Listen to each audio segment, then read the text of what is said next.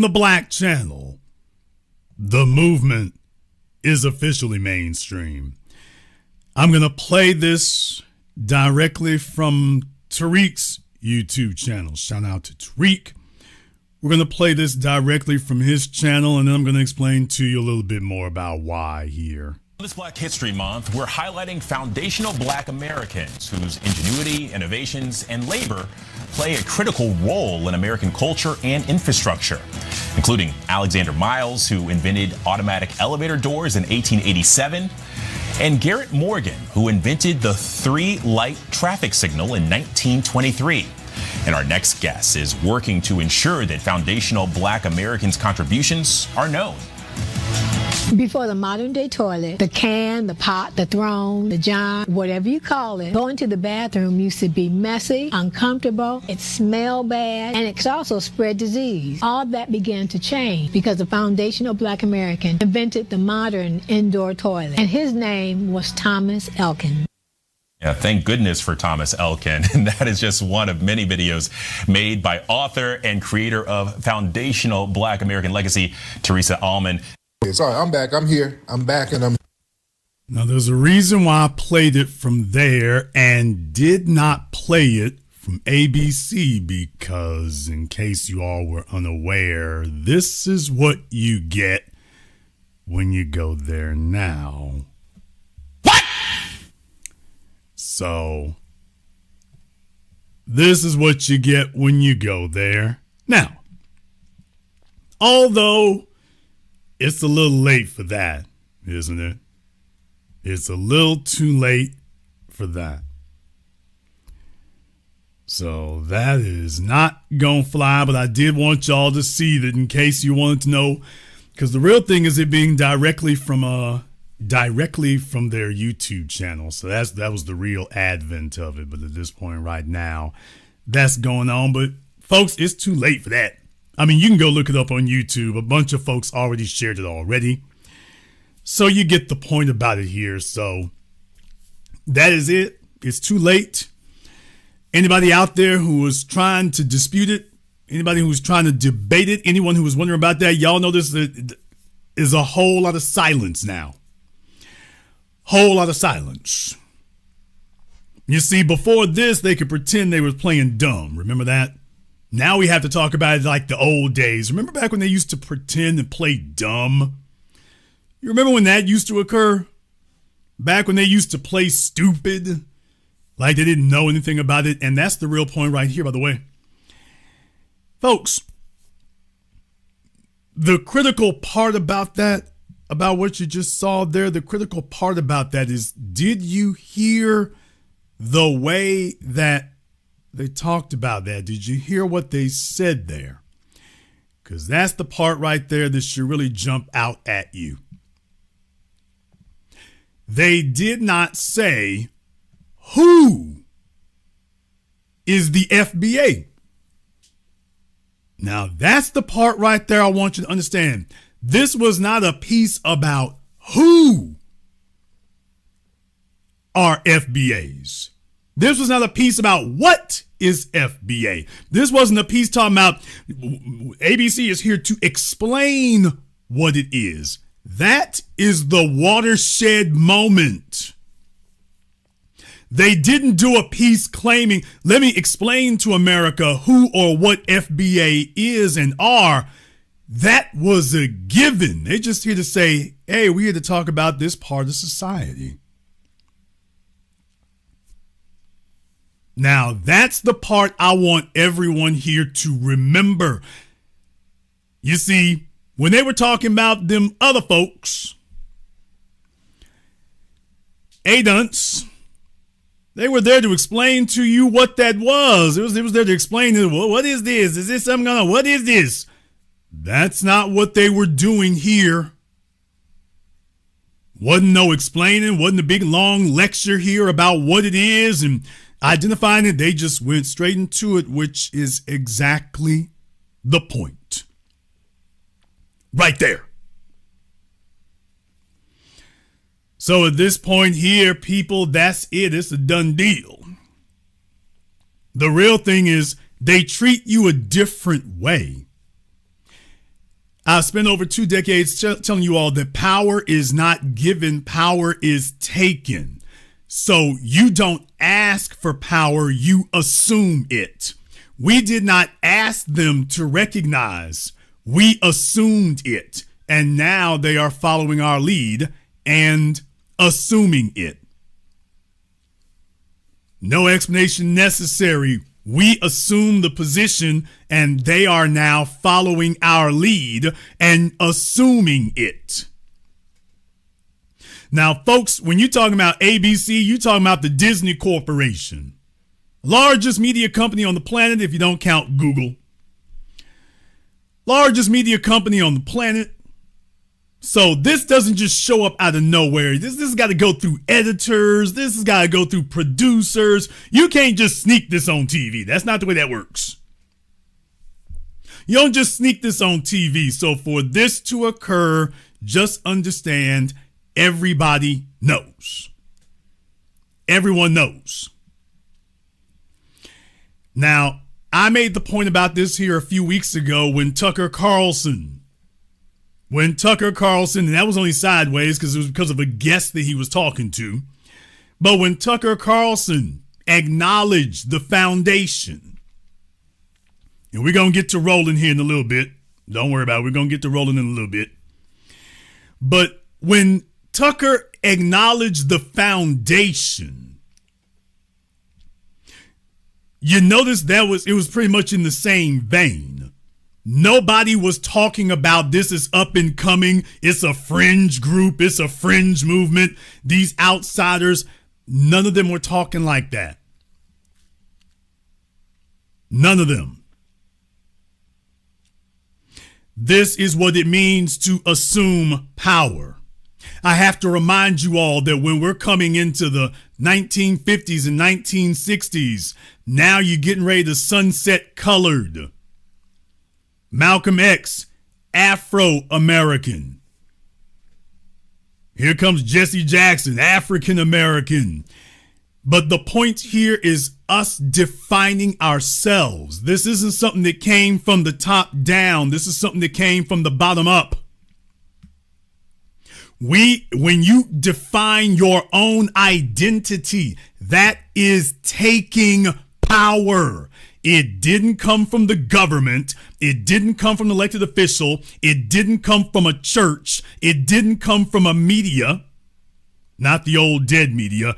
It didn't come from that. This came from the soil.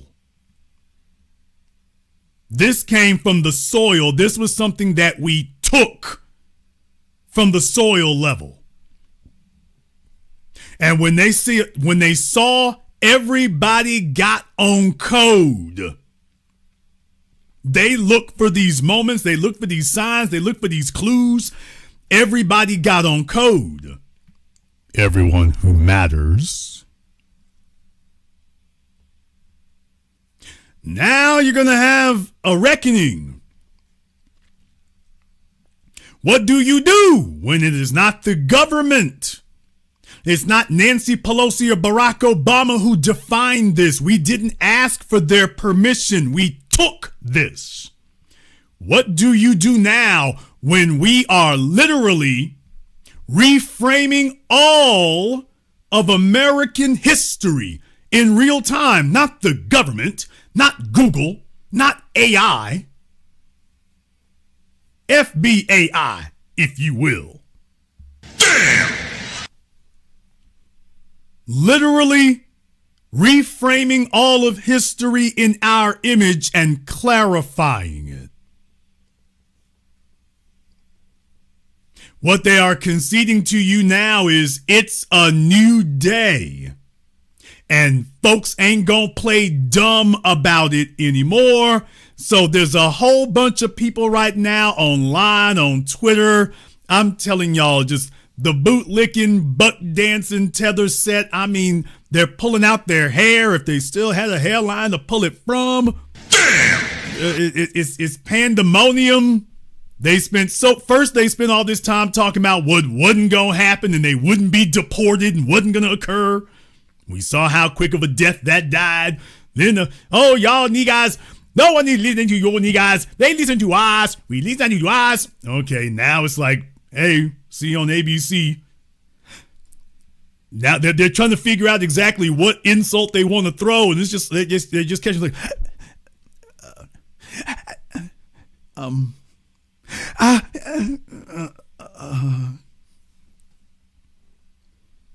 So you know they just were raising hell at AB. Why would you play this? Why would you play this here? This is unnecessary. This is brutality. We are suffering enough in Minnesota. Why are you doing this? It's a lot of that going on. And we just gonna let them scream and holler. We feel your pain. We can feel your agony, and we just gonna let you squeal.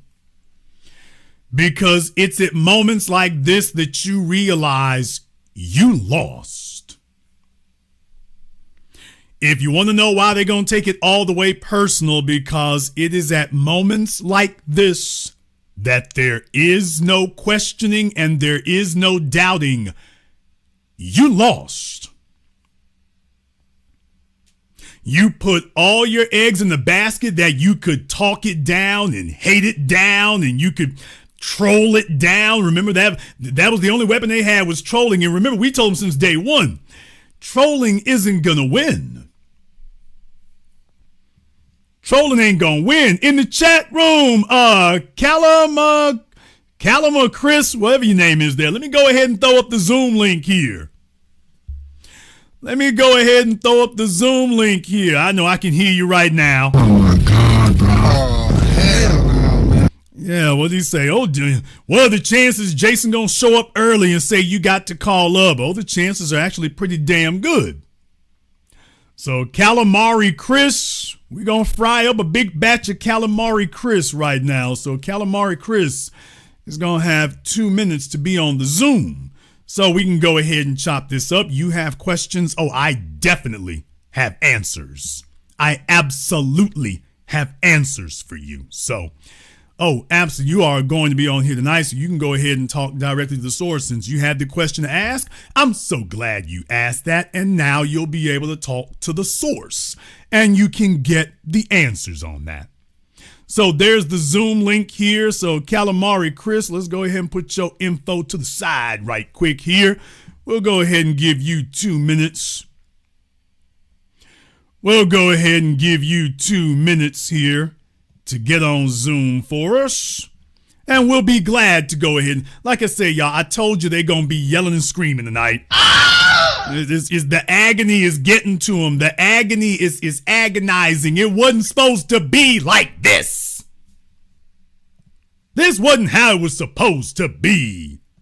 They were supposed to just sit up here and troll and ass kiss Nancy Pelosi and Barack Obama and Kamala Harris, and it was supposed to be smooth and sweet from here on in. That's what them folks told them. This is what it was going to be. They told them they would be able to hijack our entire heritage and then put it on themselves and masquerade as us. That's what they told them. They told them there was no chance that we would be able to stop it in its tracks and reverse it. That's what they told them. And they were all sitting around burning the Joel off and sitting up here, the oxtail as hard as rocks. And they were like, we win. Everything fine now in this. Okay.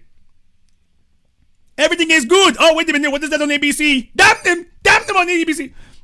Now it's that going on. So they gave them every assurance what wasn't going to occur. What wasn't going to occur? Okay, well, we're going to kick Calamari Chris out the room here, so he can call in later if he wants to, but you are done. Y'all got to understand, it's breaking their souls. There were so many people who put all of their chips on the fact that they were, if the old corporate media doesn't endorse it, if the corporate media don't sign off on it, then it doesn't exist. Because you see, for them, if the white establishment didn't give it to them and sign off on it for them, it doesn't exist. So kissing white supremacist asses is the only thing they can do because their world is formed and created for them through the white supremacist lens. in Africa, in the Caribbean, they don't have an identity outside of the white supremacist lens. So the idea that you could seize that for yourself is a foreign idea to them. If white daddy says it's real and it's true, then that is the gospel and that is the law. White daddy said it's real, it's real.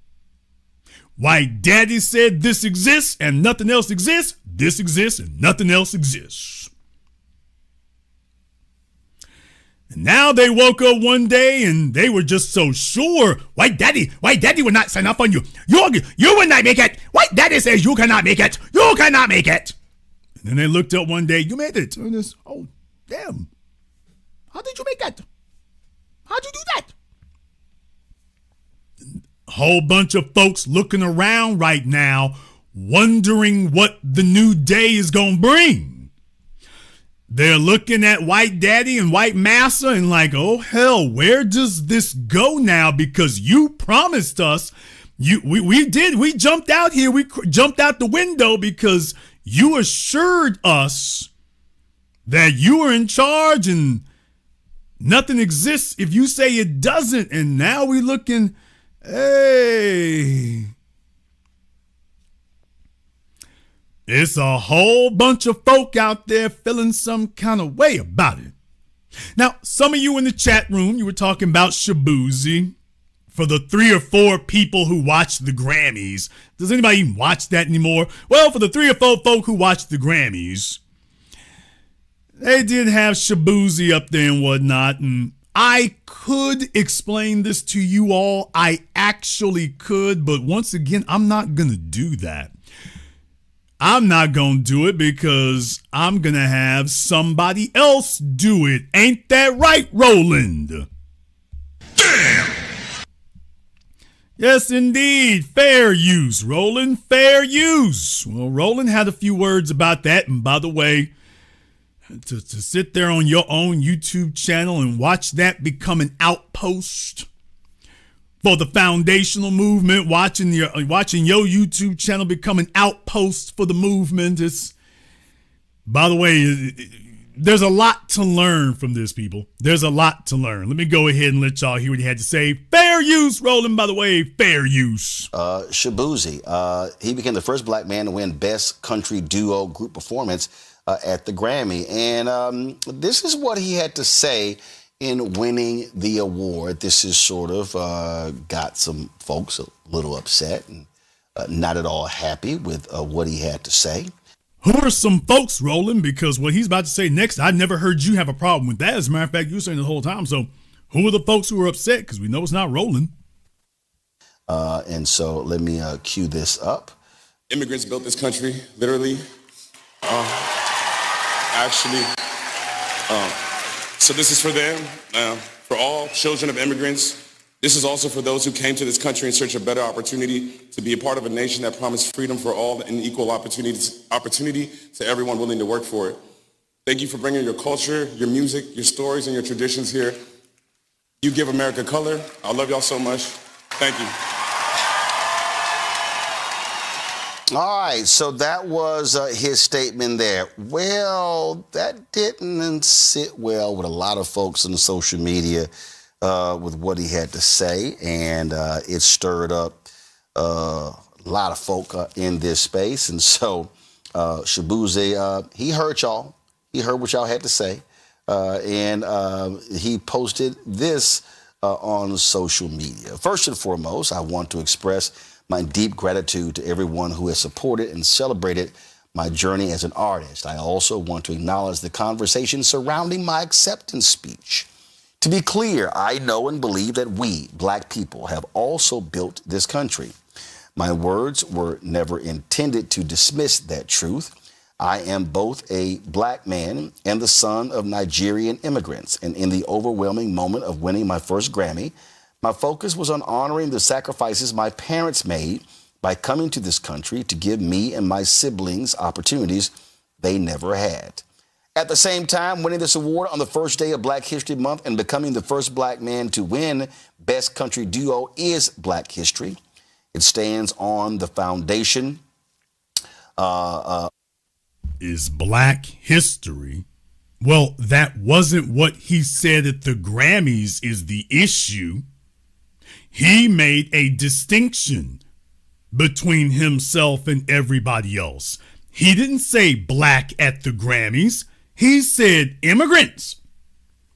He lied through his teeth about who built America, trying to steal our accomplishment. But furthermore, by the way, if that was what he meant, why didn't he say that at the Grammys? He didn't say black. Black didn't come up till he got here.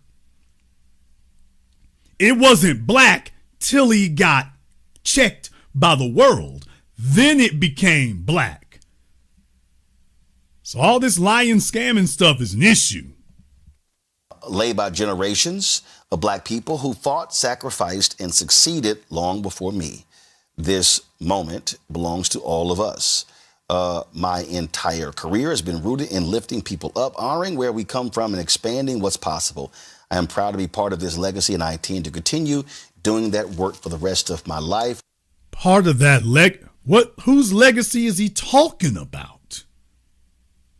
My entire career has been rooted in lifting people up, honoring where we come from. Who's we? Who is we? Little weirdo looking dude. Who is we?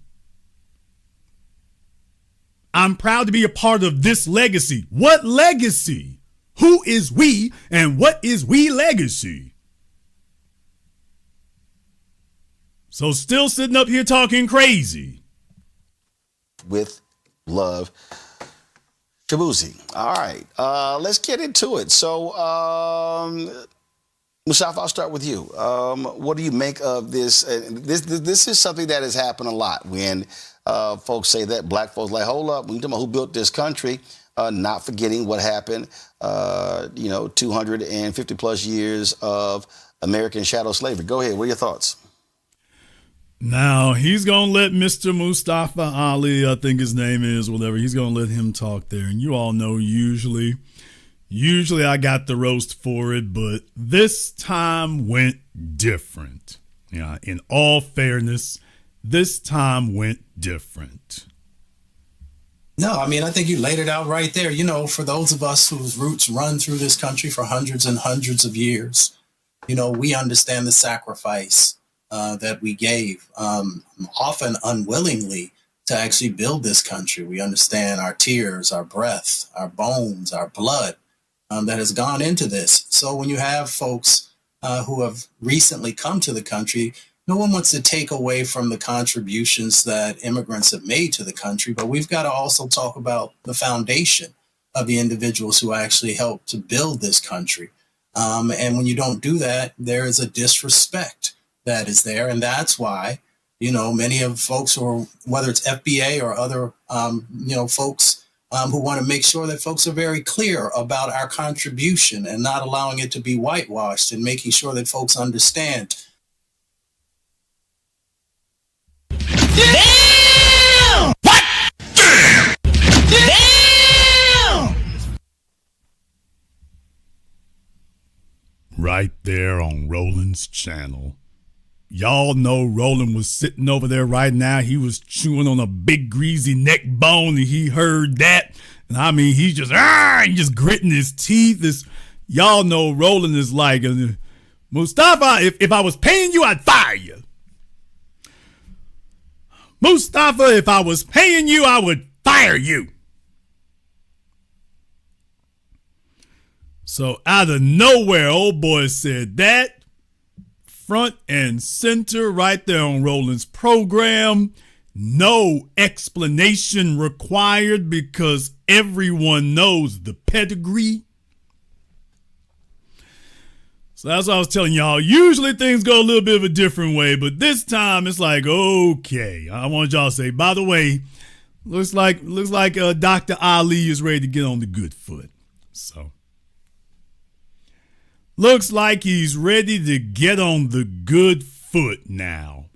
Looks like he is. So right there on Roland's program, he hasn't said anything about ABC News yet. Now you know he knows. Y'all know that Roland has been laid up sick. That big pot belly sitting up there with some milk of magnesia for the last few days. He's probably been trying to call the janitor and the window washers at ABC to see if they can do something about getting that thing taken down. He's probably thanking himself. I know he's just been sick, indigestion, and every damn thing else. This has not been his week. Y'all, this has, if you are anti-FBA, this has not been your week. This has been a week of back-to-back L's. First at the Grammys, then ABC News. Y'all know full damn well the tether class is over there, throwing bushmeat at each other. What? Oh, they're throwing bushmeat and flat soccer balls. They sitting up here throwing bushmeat and flat soccer balls at each other across the village, and it's, oh man, they all go over there sitting on WhatsApp and Telegram trying to send message. Did you see this? Did you see this? It's you thought your life was rough. Last week was hell. Last week was hell for them. Do you understand me? It was hell. They didn't know what to do.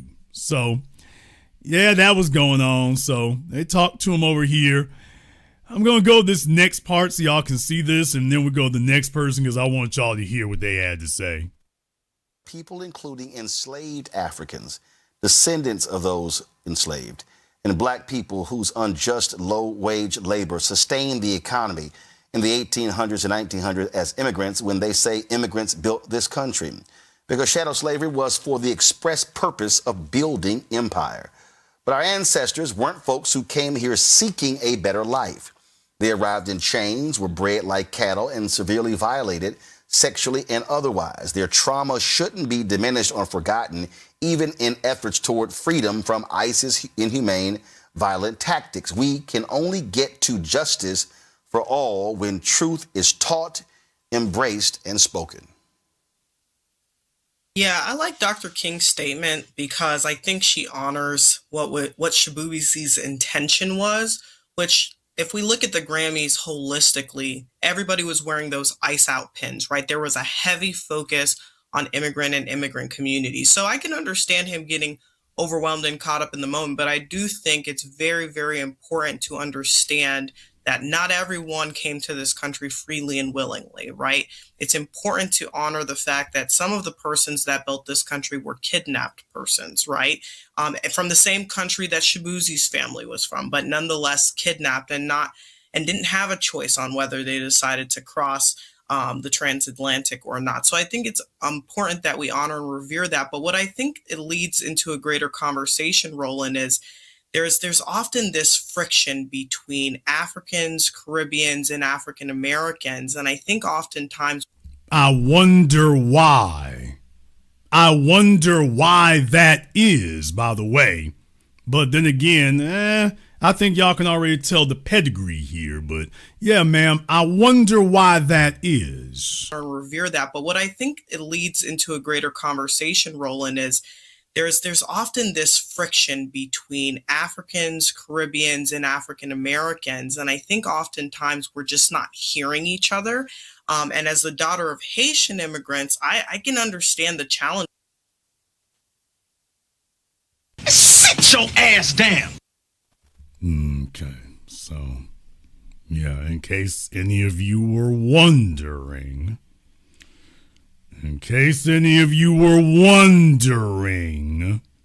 yeah, there's that. Between Africans, Caribbeans, and African Americans. And I think oftentimes we're just not hearing each other.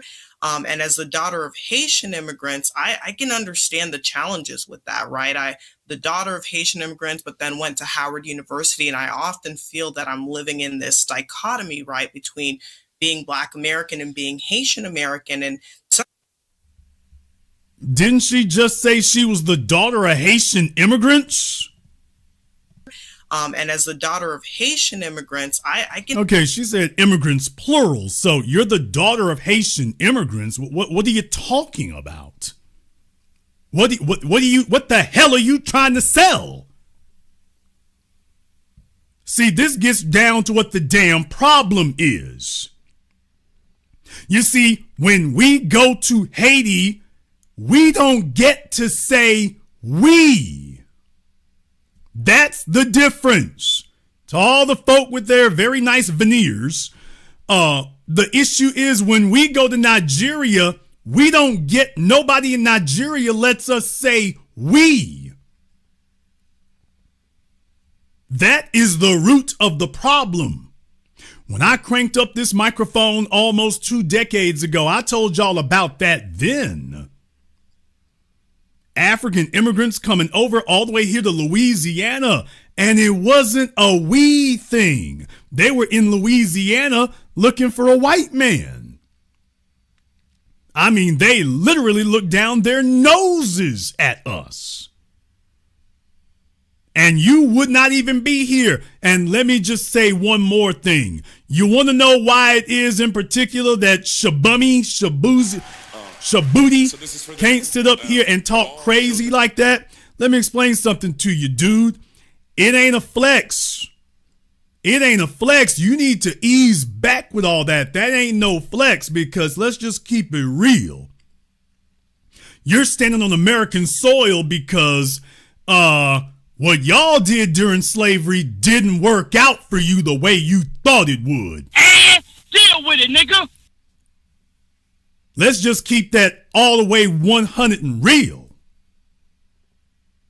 The slave trade to America didn't work out for y'all. Yo daddy and yo mama have to come over here. Yeah, because the slave trade didn't work out the way they thought it was gonna work out. Oh, am I saying too much tonight, y'all? Am I out of line? If I'm out of line, let me go ahead and just shut the program down now and just stop where I'm at. Let me just stop where I'm at, y'all. If I'm out of line, if I'm wrong, y'all just let me know I'm out of line and I'm wrong. And we'll just go ahead and shut this on down, because I would not want to offend your delicate sensibilities by saying things that are categorically untrue. But if I'm telling the truth tonight, y'all give me the black fist emoji in the chat room and hit the likes button for me. It's almost 5,000 people in here live. If I'm telling the truth tonight, give me the black fist emoji in the chat room and hit the likes button for me. Otherwise, I'm going to think folk don't agree with me and then I'm wrong and I'm out of line. I just need to go ahead and close the program because I'm wrong. But let's just keep it all the way real on the bricks. Dude, y'all standing on soil that the folk y'all was selling out. There was never a right to return movement. And there isn't one today. Let me say it one more time. Akon, sit your lame, phony ass down. Another scammer. There is no right to return movement. Nigeria does not recognize that.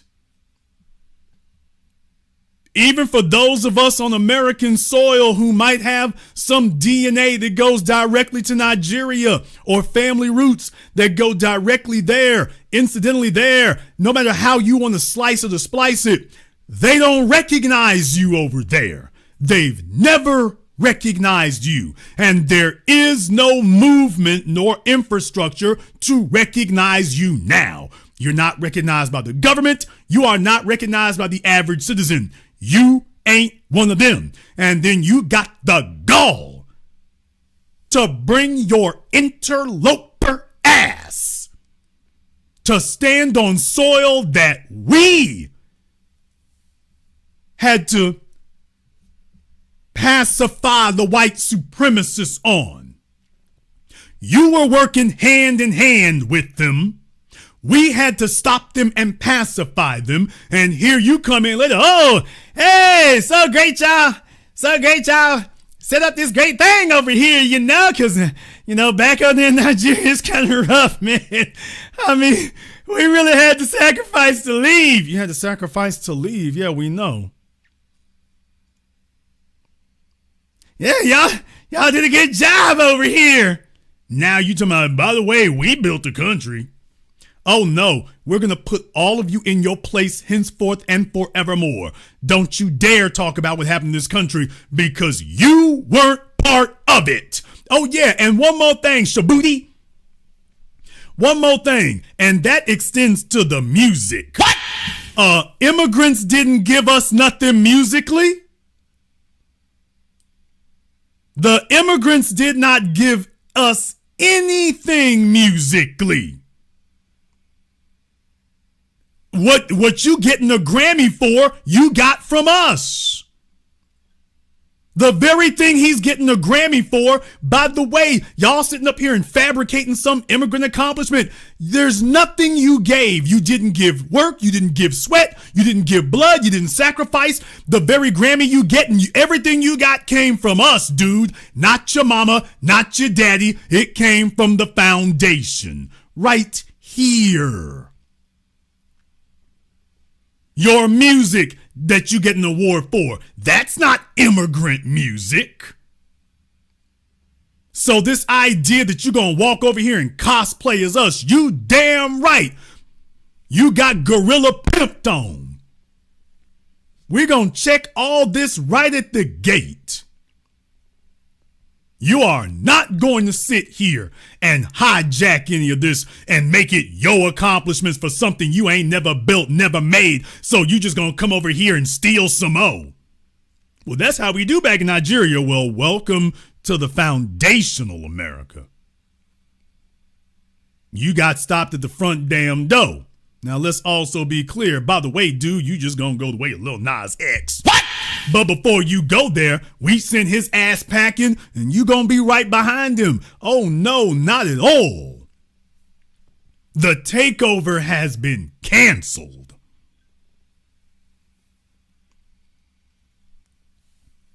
The takeover has been canceled. In no uncertain terms. Very rudely canceled.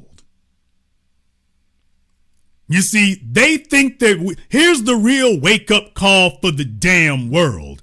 The reason why seeing these words up here like this is so jarring to them is because what it lets them know is the civil rights generation don't run this no more.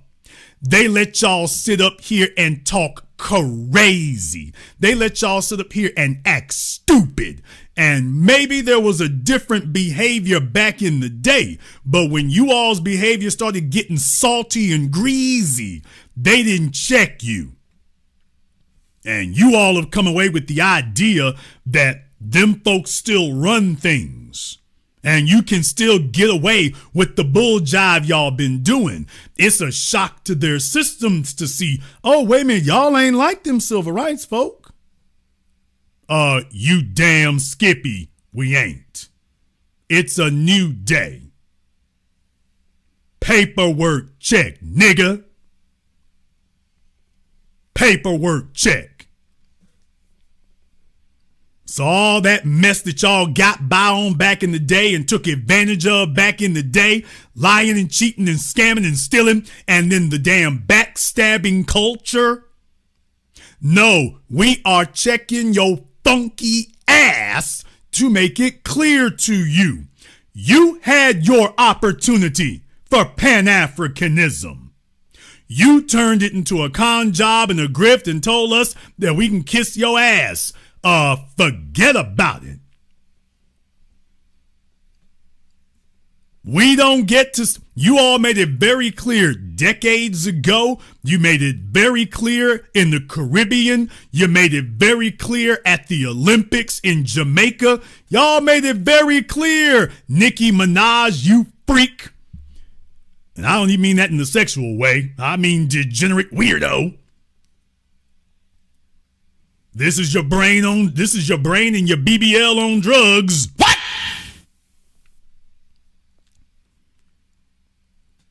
You all sat up here and wanted to make it very clear. Oh, when you get something, there is no we. All we're doing now is making sure, oh, you gonna hold this energy. Oh, you are not gonna walk this back. You are gonna hold this energy. You gonna hold this. Now they all upset and now they're all angry about it because they thought this was gonna be a fad and we gonna get to some forgive. We like, oh no, boots to asses here on in. Damn forgiveness. We ain't got to forgive a damn thing. No, we don't.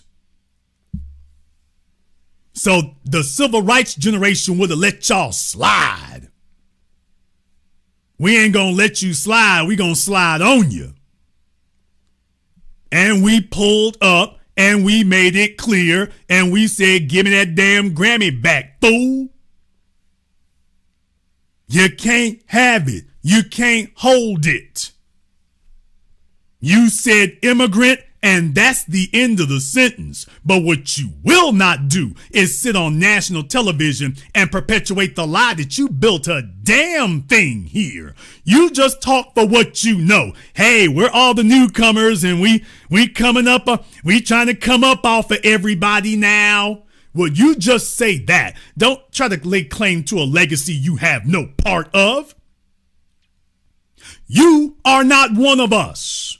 You had your chance to claim us behind that microphone. Lying, scamming ass tethers, you had your chance to claim us behind that microphone. You could have said black folk and left it at that. No, you did what they always do. You made that distinction. Please understand, that's why we saying don't never come back to us talking about no damn we. Ain't no we, chump. It's you over there. It's we over here and it's you over there. We can show our paperwork. We got our paperwork. Your paperwork ain't ours. So no, sit there with your little Grammy and just act like you running something instead of running away. Do that right there. Do something you know about. But don't think for a moment you can be over here. And it was very important. It is very important for us to say this like this. Ain't no sacred cows. Because you see, here's the real thing. Oh, I'm going to say this right here. Oh, I'm going to say this. As you all are aware, it is the American government that wanted to start the movement to say that, oh, black folk here, you know what you really need to do is be somewhere else.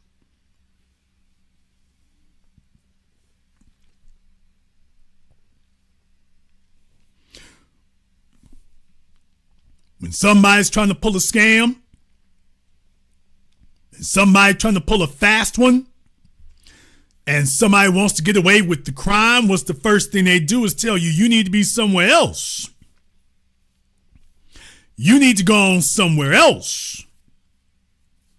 Well, here, we made a place called Liberia here. Y'all can come and sit over here in Liberia. Oh, great. Are you going to pay for it for us? Are you going to set up a government for us here? Are you going to do that? Oh, no, we ain't going to do none of that. Oh, yeah, as a matter of fact, now that you're in Liberia, oh, damn. Well, you know, it's the 20th century, and we've made a new creation that we call the automobile. And, oh, yeah, the automobile, we need something new. We need tires. We call them tires. And yeah, we didn't realize, damn, you all have millions of acres of these trees. Oh, well, before we let you go, my man over here, Michelin, needs a few million of them acres you got. Well, yeah, I mean, I know I said it was going to be yours, but yeah, you know, is everything really going to be mine no matter what? So you just rent where I'm at. Well, that doesn't sound like you're that doesn't sound like you're being set free. That sounds like you're being sent to you're being distanced from them under their control. That's what that sounds like to me. It sounds to me like you're being physically distanced from them so that you can be controlled at a distance. Because you see, otherwise that means that I have something that you don't control. See, we've never fallen for the damn bait because we realized if I am not in a place where you don't control things, then I'm not free yet. I'm not free until I'm in a place that you don't control things. So you're not going to fool me into thinking that you ain't still dominating and that the beef still ain't on. As long as you control what I'm doing, control my movements, control what I have, control what I can say yes to, control what I can say no to, control the land beneath my feet. And even if I do liberate it, you'll just declare war on it to seize it back. I'm not free yet. You're not going to deceive me into thinking I'm free yet. Why do they want you to believe you're free? So you'll lower your guard. And that is what has happened to Africa and the Caribbean, which is why the delineation got to be on, because we understand that we're not free and they don't. And deal with it.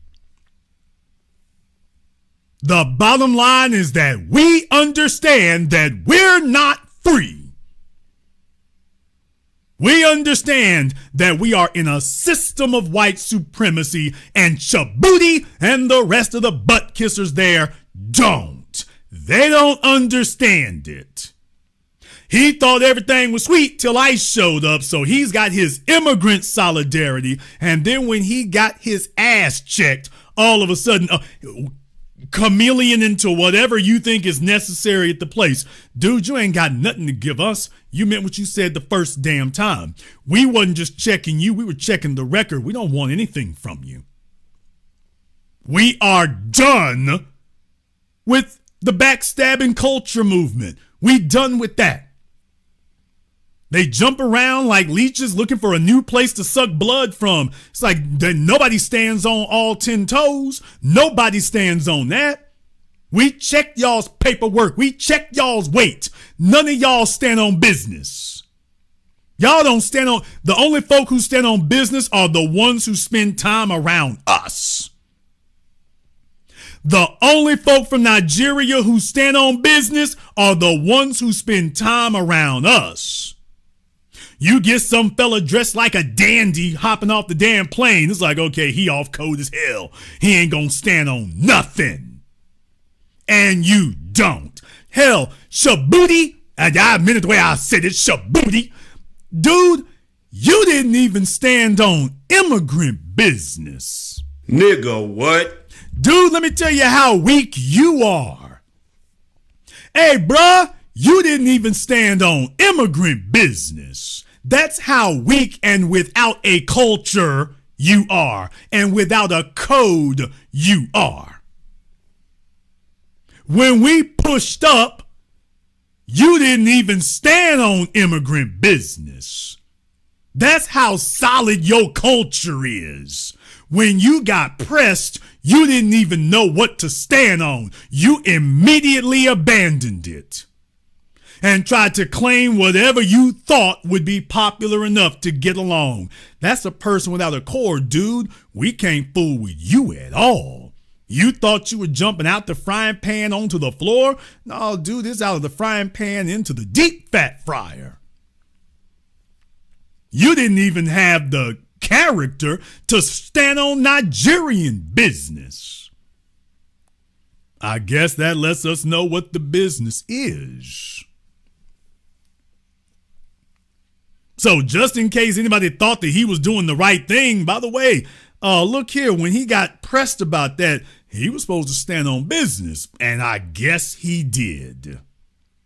Taking a look at their character from where I stand, well, I guess that is the way y'all do things. Well, that just reinforces we can't trust this. That just reinforces that we can't trust this. They never thought they were going to wake up one day and this was the way it was going to be. They had assurances from the white establishment that don't worry, we got your back. Oh yeah, and that's one more thing. Where's white daddy at? Damn! Oh yeah, one more thing, Shabuti. Where's white daddy at? Where's your white backup? You know, the folks who gassed y'all's heads up and told you what the deal was and, oh, don't worry, you're so much better. By the way, where are they to stand up for you now? Cause you work hard and racism is not real. Okay, where's Zaddy to stand up for you? Because I just noticed things got real quiet. I don't see any of them standing up for you. None of them coming to your rescue. They ain't saying a word to help you right now. Now, ain't that something? You can hate on us all you want to. I'm asking, where's your white backup? Where are they at? The people who gassed y'all's heads up and told you how much better you are. Where are they? Because I don't see them and I don't hear them and neither do you. Looks to me like they left you twisting in the wind all on your own. That's what it looks like to me. Looks like they left you twisting in the wind by yourself. That's what it looks like to me.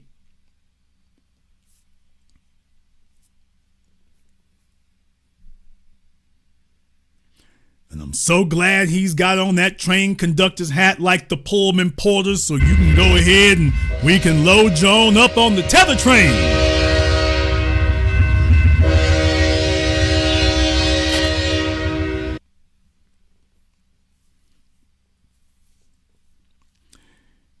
Jason, did y'all have to go this hard on them? Did you have to go this stomp down on? Did you have to do it like this? You damn right.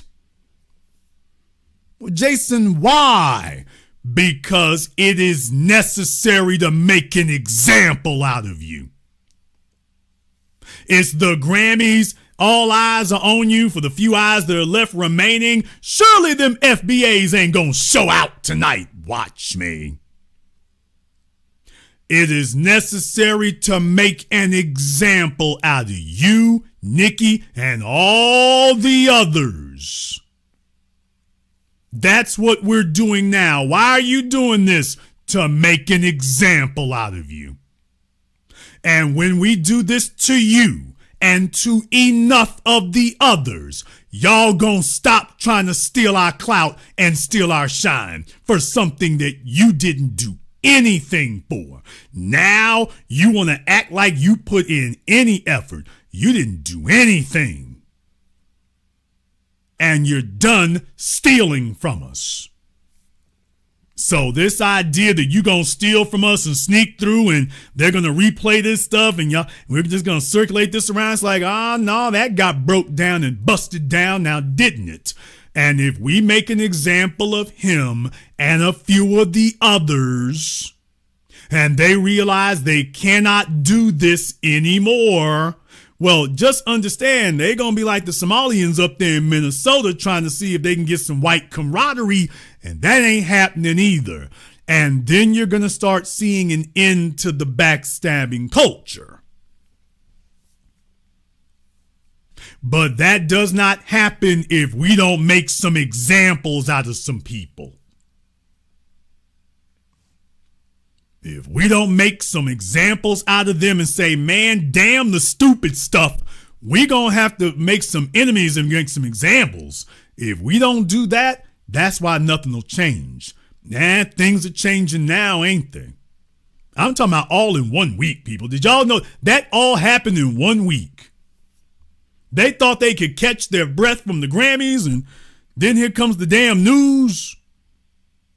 All in 1 week.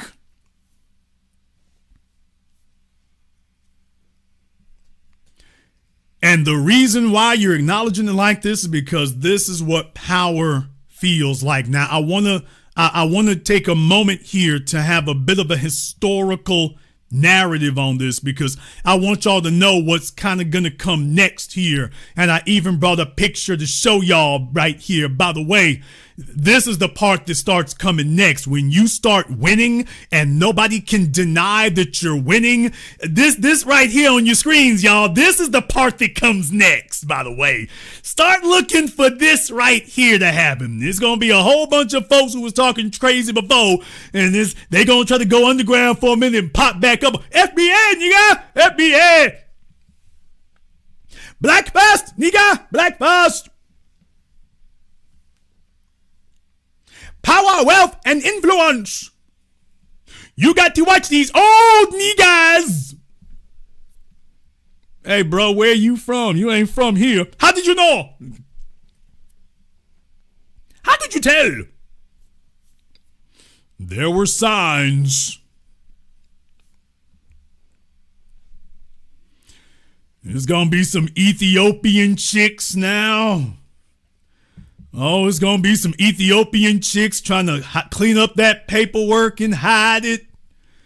They're going to be, fellas, y'all going to have to start checking now. We're in a treacherous ass era. You got to check folks' birth certificates to make sure that they were born a biological female. Nigga, what? You got to check that right there. You got to check the background. Never mind all the blackfishing out here. Oh, these chicks out here pretending to be black. Fellas, we're going to have to, we got to check DNA and family records and elementary school pictures. We got to check that on top of everything else. Like, wait a minute. Where's your grandma from? My grandmama from Kentucky. And your granddaddy, my granddaddy from Mississippi. What town in Mississippi? She's going over to Google right quick. Biloxi. So y'all, it's gonna start being that here in just a minute. I'm warning y'all right now. It's gonna be a bunch of folk trying to go back underground. It's gonna be a bunch of people trying to go back underground.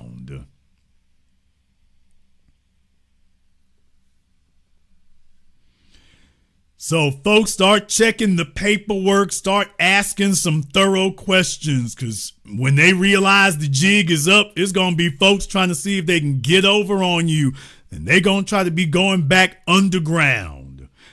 All of a sudden, everybody gonna be FBA here in just a minute, because this is how backstabbing cultures operate. They just jump on the bandwagon with whoever is winning. So if white supremacy is winning, they go with that. And if slavery is winning, they go with that. And if we start winning after them trying to fight us all this time, well, then all of a sudden they'll see if they can disappear for a little bit, go clean up their entire social media. Y'all better watch out for anybody who claims they don't have a social media, claim they don't have a Twitter, claim they don't have a Facebook, ain't no documentation, no paper, nothing. I want that you.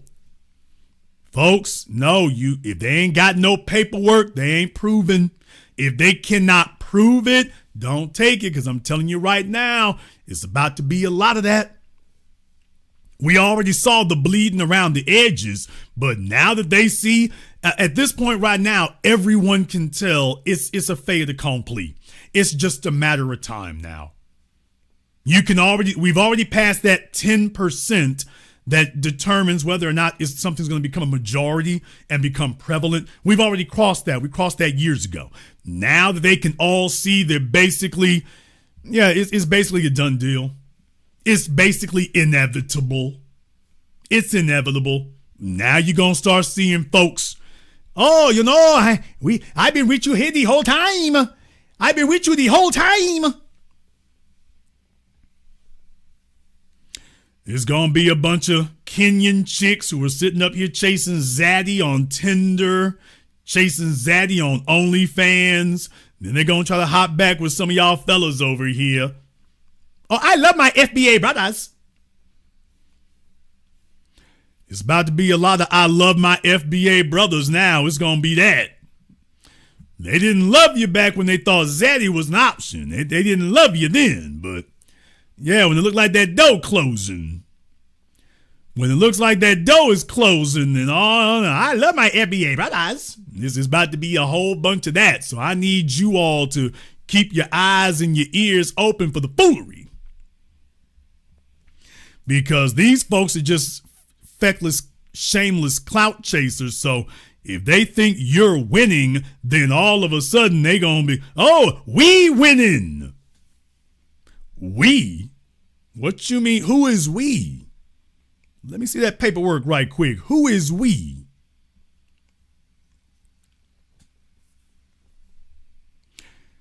Now, Jason, what is the end game here? Well, before we get to the end game, I need to remind you all about the beginning.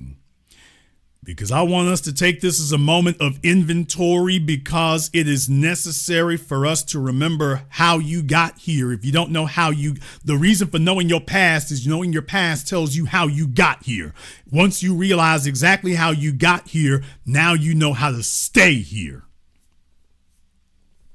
And if you'll all remember here, going on 2 decades ago, the conversation in America was radically different.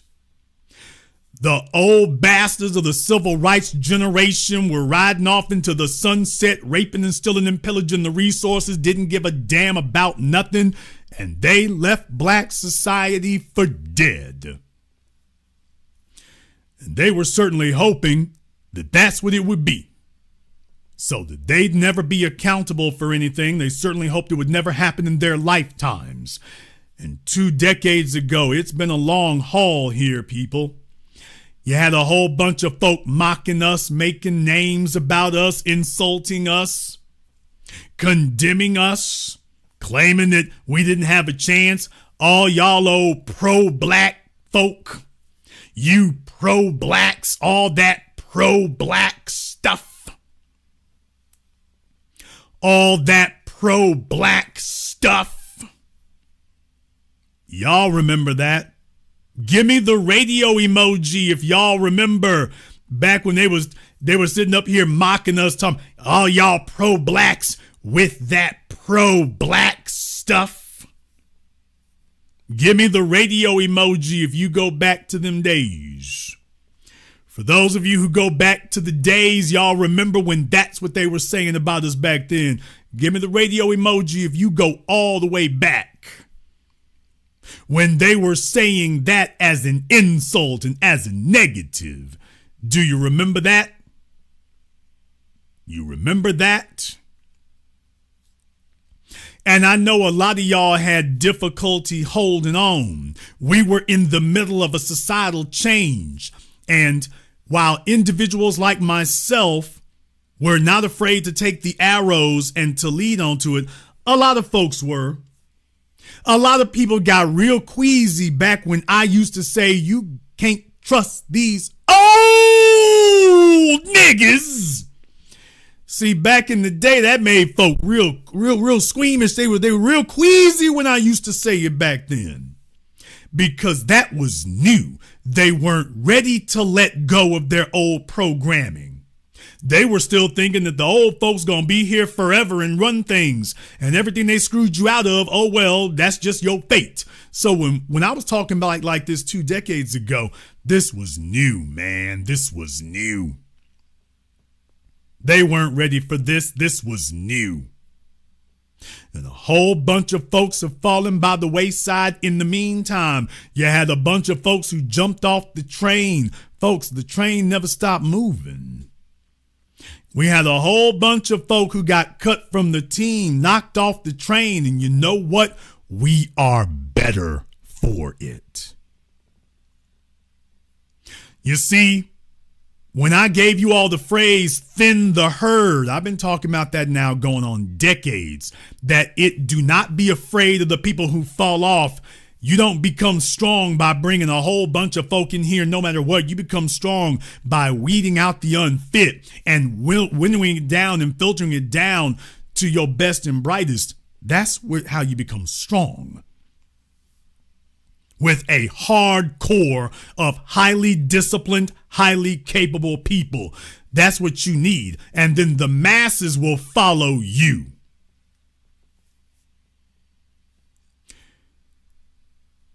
a whole bunch of folks, when Hillary Clinton was running for president, folks were kind of disputing it. When Biden was running for president, you had a lot fewer of them, but some of them still trying to hang in strong. Can you find any of those people here today? Lie. By the way, can you find any of those people today? Where they at? Because they done got real quiet in the last year. And I mean, it is as quiet as a cemetery in the last week. What happened to all the folks mocking that pro-black stuff? What happened to them? What happened to all the folks who were mocking it and making fun of it and talking about all y'all militants and you think you the Black Panther, you think you Malcolm X? Where are they now? Because wouldn't this be their time to rise and shine? Where are they? You see, there's a whole bunch of folks who were hoping. Please don't be deceived. They were not ignorant. They were hoping that we would give up. They were hoping that we would just go away. They were hoping that we would all just be like, well, you know, it ain't really worth it. And who needs that? And who needs the trouble? Yeah, so they could go back to running things into the damn ground. There's a whole bunch of folk who are betting their futures on us being weak, on us being dominated, on us being oppressed, and on us being defeated. That their greatest fear is that we ever come into a position of power. Did you know that? I want y'all to go ahead and take a look at your black political class, your black legal lawyer attorney class. I'm talking about y'all. Your black media class from network television. Hey, Joy Reid. See, there was a whole bunch of folk, both from immigrant backgrounds and traders on the soil, who were hoping that we never get empowered. Because you see, they want to be the only Negroes and they'll do daddy's bidding if it gives them individual benefits. So I need to remind you that we got this far, but there was a whole bunch of folk who were dedicated and committed to the cause of making sure we never got there. That they put all their chips on us never succeeding. And they've been actively working against us to make sure we never succeeded. We've been Russian bots. We've been MAGA. We've been Democrat operatives. We've been CIA. We've been every damn thing except the soil and the foundation. We've been everything except that. So Tiffany Cross, oh, I said it. I'm going to make sure people remember this. To the Tiffany Crosses and the Joy Reids and your bald short YouTubers. What? Nigga, what? And all the other clowns out there, you know who you are. Everybody who was hoping against hope that this thing would get derailed so that you could continue prancing around all whatnot. You were hoping it was going to stay that way. And then you woke up one morning and realized everything has changed and you're probably on the wrong side of history. And I'll be damned, them FBA niggas done locked the door and you're on the outside looking in, because here's the frightening part for you, my stupid and delusional former buddies here. You do understand that these numbers are only gonna go up, right?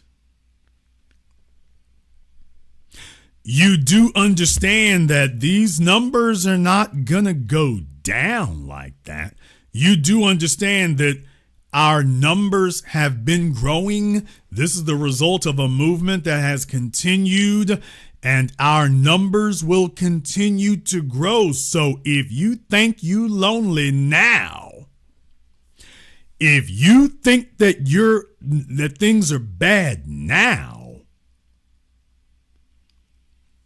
just wait a little bit longer. I assure you it's going to keep going. You just think it's a tough situation mathematically now. Stick around. Stick around because you were hoping and praying it wouldn't happen, and here it is. So it's like, dude.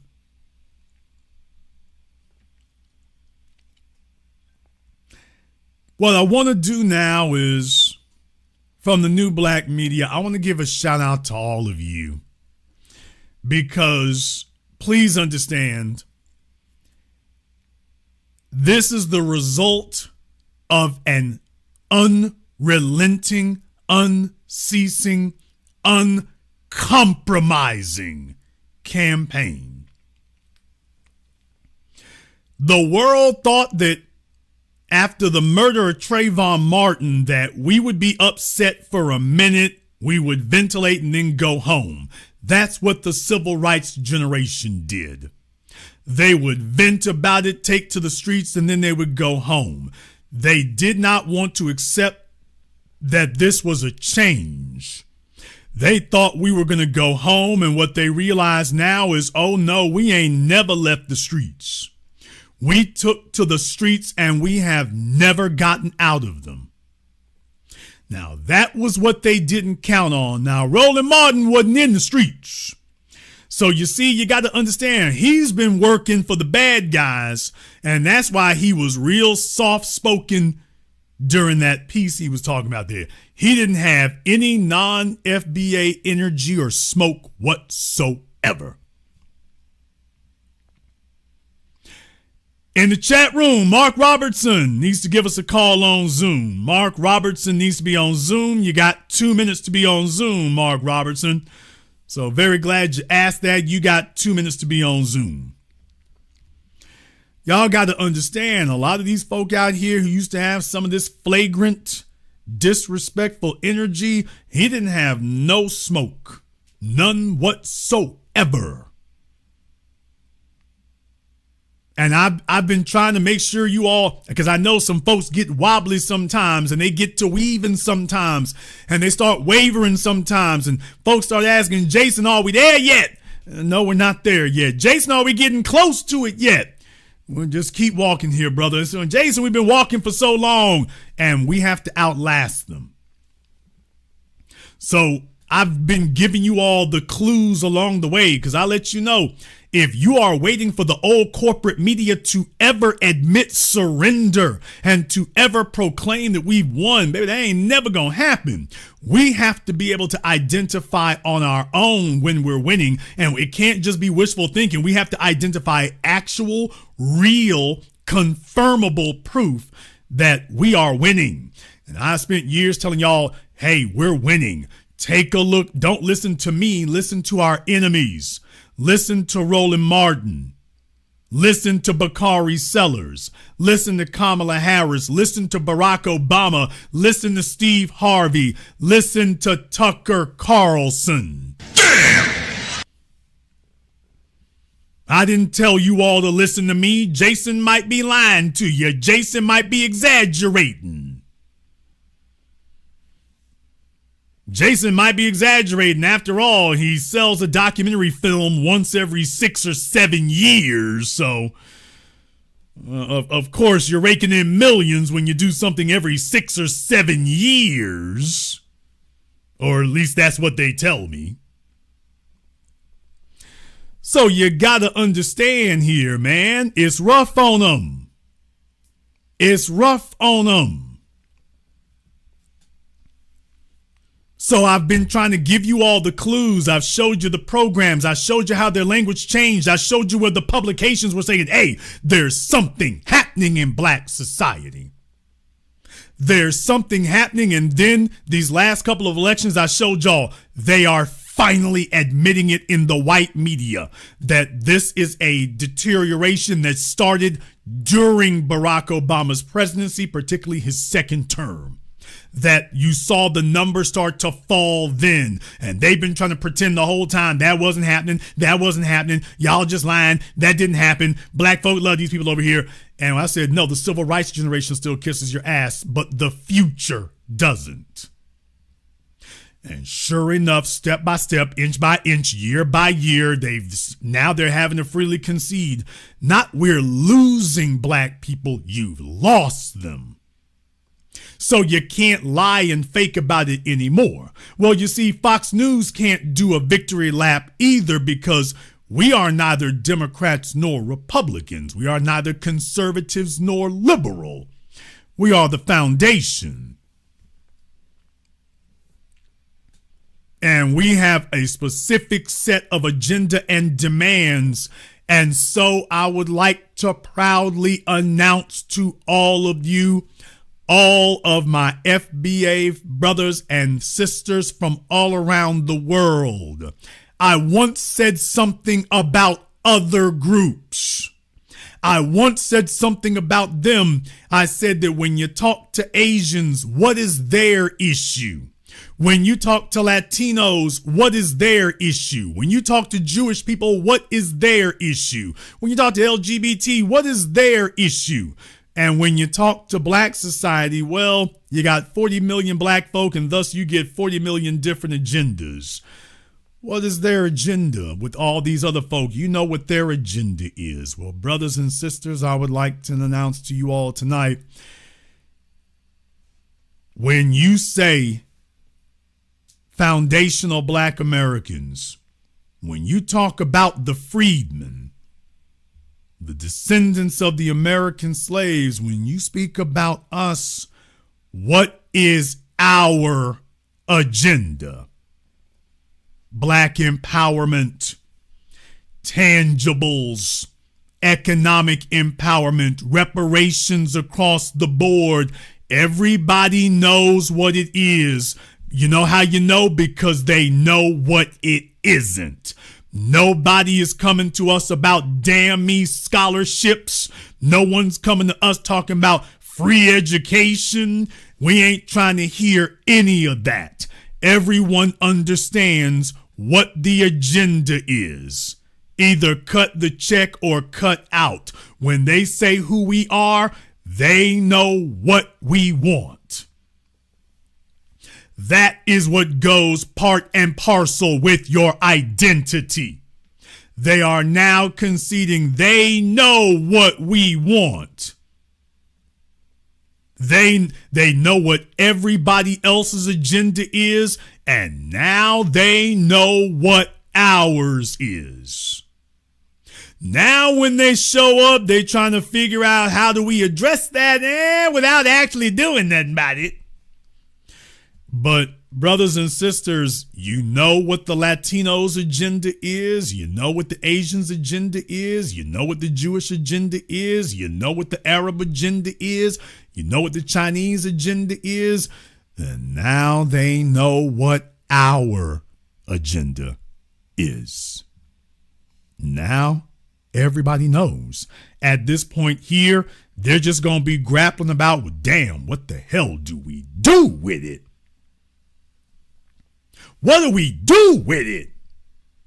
Now that you know in plain English what the agenda and the issue is, now they stuck with what we're going to do with it.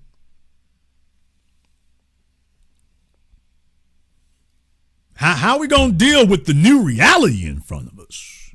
We were hoping this would fizzle out and go away, but that didn't happen. It's bigger than it's ever been. So what do we do? When the politicians show up, now that's going to be the topic of discussion. Now what? Brothers and sisters, this is the result of a relentless information campaign to just keep saying this over and over and over and over and over and over again until there isn't a single living person, no matter how few brain cells they got, who doesn't know it, hasn't heard of it. We don't have a gigantic broadcast media structure, so that certainly makes things a little more challenging, which means we're just going to have to keep beating the drum, beating it and beating it and beating it, and that's what we've done. It's taken well over a decade. I told you all we are not going to fix this in one commercial break or with a couple of tweets. That's not going to reverse 6 decades of bad pathology. So we are just going to have to grind it out. That's the bad news. The good news is we built for grounding. We built for grinding. We're built for this. We've been doing it. We're trench warriors. We're used to taking it inch by inch. What did Woody Hayes say? 5 yards and a pile of dust? We're used to this. Jason, how long we gonna be out here? As long as it takes. Well, how long y'all gonna keep banging on us? Until we get what's ours. Well, how long will that be? However long it takes. Y'all gonna get tired? I wouldn't bet my life on that. Y'all gonna go away? How's that working out for the last 14 years? Brothers and sisters from around the world, do you understand that it's been 14 years since Trayvon Martin was gunned down? To all of my brothers and all of my sisters from all around the planet, do you understand? Did you realize it's been 14 years since Trayvon Martin was gunned down? Do you realize it's been 14 years? Not 14 days, not 14 months, 14 years. Do you understand that they figured surely, do y'all understand there was less time between Rodney King and 9/11 than we have had between Trayvon Martin and today? There was less time between Emmett Till and the March on Washington. Do y'all understand that? There was less time between Emmett Till and the March on Washington than we've had since the murder of Trayvon Martin. Don't you know they all fully expected that we would be exhausted and that all they had to do was stonewall us long enough and that eventually we would have no choice but to pack up and go home and take whatever crumbs they flicked off the table and be grateful? Do you understand that nobody thought that a decade and a half later, the troops would be stomping bigger than they ever been? They didn't count on that. They're the ones who've gotten exhausted. What? Y'all need to know, they're the ones who've gotten exhausted. They're the ones running on fumes. They had no idea that a decade and a half later, we would still be marching and walking tall. That wasn't supposed to happen. You were supposed to be exhausted and tired and demoralized and looking for whoever the media. I got to give y'all a retrospective. Y'all remember, please remember back during them days when we took to the streets and they tried to crown DeRay McKesson and Nessa and the rest of them clowns as the new leaders. The new civil rights leaders, remember when they tried that? And then that failed, and years later they tried to remind you, John Lewis did some things. Y'all remember they tried everything they could. Everything they could to demoralize us, everything they could to seize it from us, to take it from us, to tell us, okay, if you're going to be on the streets, don't follow them troublesome niggas over there in the new black media. Follow these folk over here. They tried everything. And it didn't work. They tried everything. We weren't supposed to still be at this 14 years later. We weren't supposed to still be here. We supposed to have been gone and found something else to do.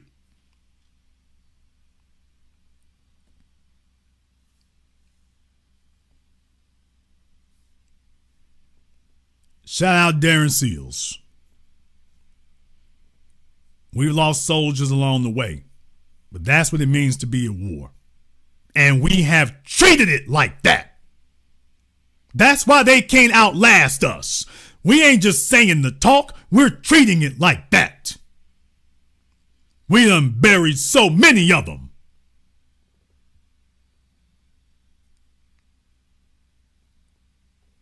We have had soldiers all over the place, and we have buried so many of them. We take that deadly seriously. Deadly seriously. We just buried Viola Fletcher.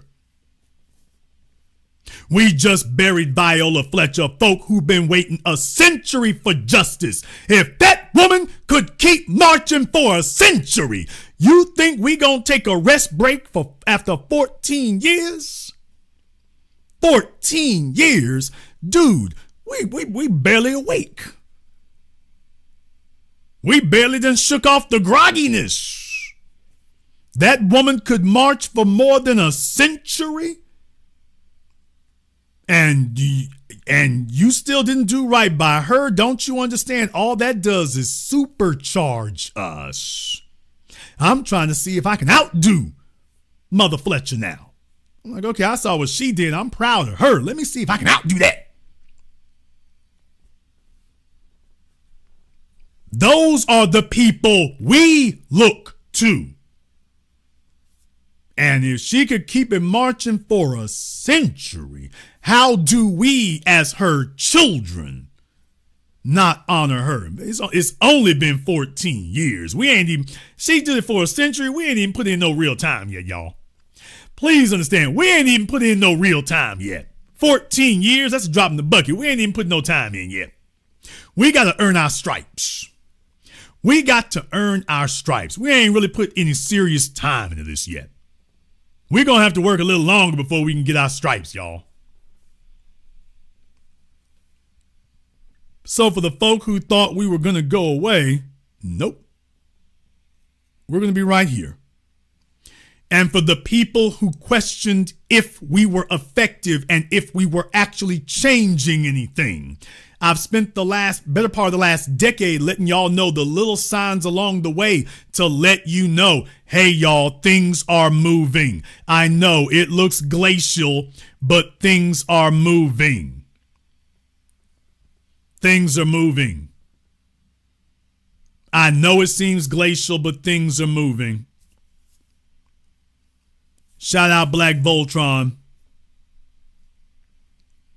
All of us ain't here, but all of us know we gonna get there.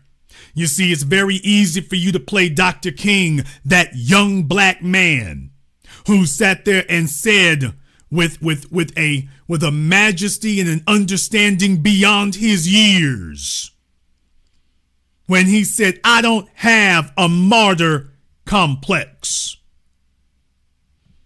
I don't have a martyr complex. Like anybody, I would like to live a long life. But I've got to do God's will. He was letting you know, my life does not belong to me. My life belongs to the people.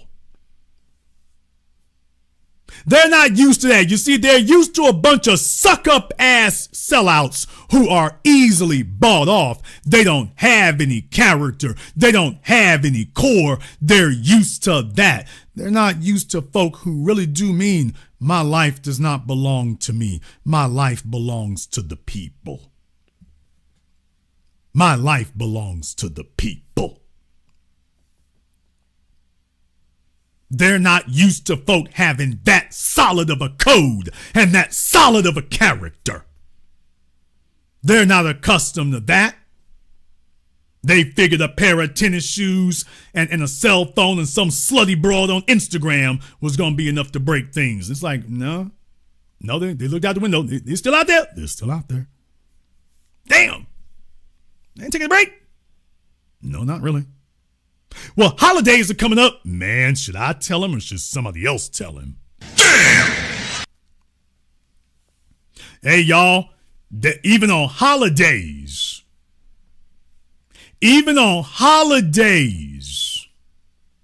you know me, you know my credentials. My credentials are platinum plated. Nobody spends more time on a holiday putting in work than I do.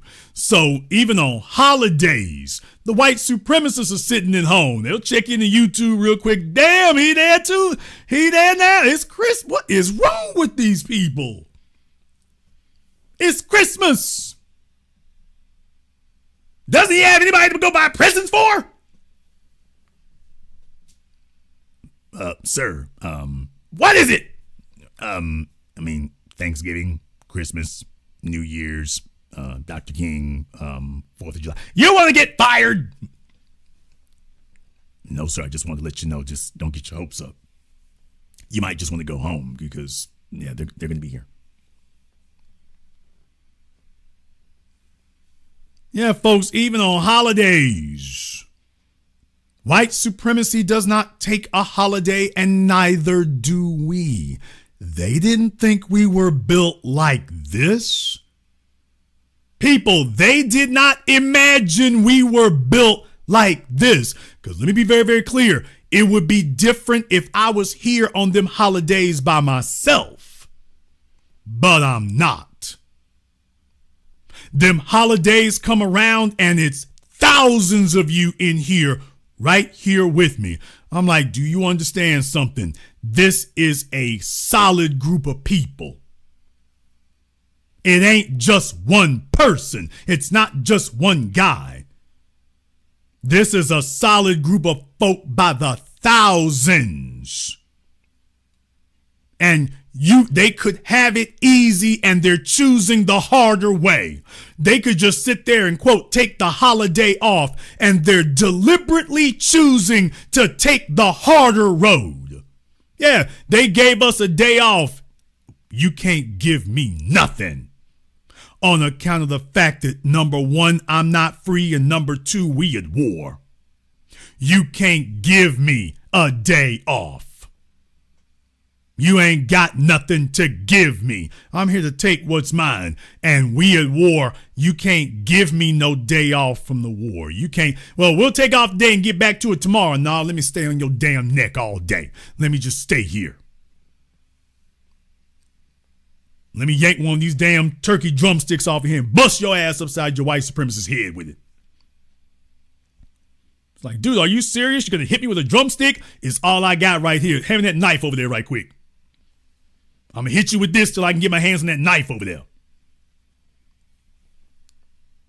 But yes, we in it. We into it.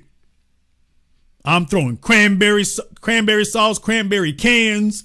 I'm throwing the damn turkey. Grab this souffle. I hope this pan is made out of glass. I'm throwing everything. Like, I'll be damned. It's a holiday. Nope, it's on your ass day. And we're not going anywhere. Now they take us seriously. They attempted the strategy of quarantine. I want y'all to understand what they were trying to do. They spent the last decade attempting the strategy of quarantine. Ignore them. Don't acknowledge their existence. Don't worry, they'll eventually go away. If you acknowledge them, then it'll get bigger. Shout out Noam Chomsky. That was the advice that Noam Chomsky gave Jeffrey Epstein. Noam Chomsky advised Jeffrey Epstein to just ignore what people were saying. You'll draw attention to, you'll give them opportunities to respond. You'll draw attention to it. Just ignore it. Don't acknowledge it. Just ignore it. It'll go away. How'd that work out? How'd that work out? Well, they did the same thing with us. Well, just ignore them. They will go away. Just ignore them. They'll run out of steam. They'll run out of energy. They'll run out of power. You know, niggas is weak. We've engineered them and conditioned them to be easily distracted and easily dispersed and easily bought off and easily separated. So don't worry. They're eventually going to run out of gas. It's going to be over. 14 years later, they're like, have they run out of gas yet? No, sir. Really? Yeah, really. So you have something to be proud of. But you can't sit here. Please understand, folks, we're acknowledging this tonight, but ain't no victory lap. You know why? Because we were taught by Brother Neely Fuller, a man with 2 or 3 PhDs of intelligence and didn't have to get a single one. Brother Neely Fuller, you all remember what Brother Neely Fuller said about accomplishing things. He said, what would ever happen? He was asked, remember several times, folk called and asked, well, Brother Neely Fuller, what will we ever do if we do defeat white supremacy? What do we do then? And remember what Brother Fuller told folk? He said, I'm not a big person about taking victory laps. So, he said, I suppose we can take a minute to say, well, we accomplished that. And then, now what's next? See, that's who raised us, and that's who taught us. He said, if we ever do defeat white supremacy, he said, I suppose we can take a minute to acknowledge it. Hey, we defeated white supremacy. Good job. Now what's next? What's next? Now that we've finally slain that dragon, what's next?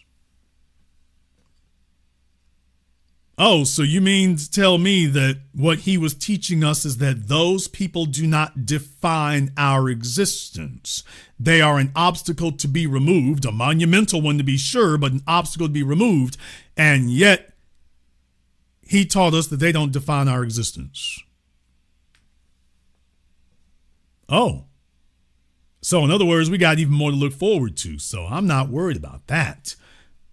So folks, tonight, well, that happened. Okay, well, that occurred. That's nice.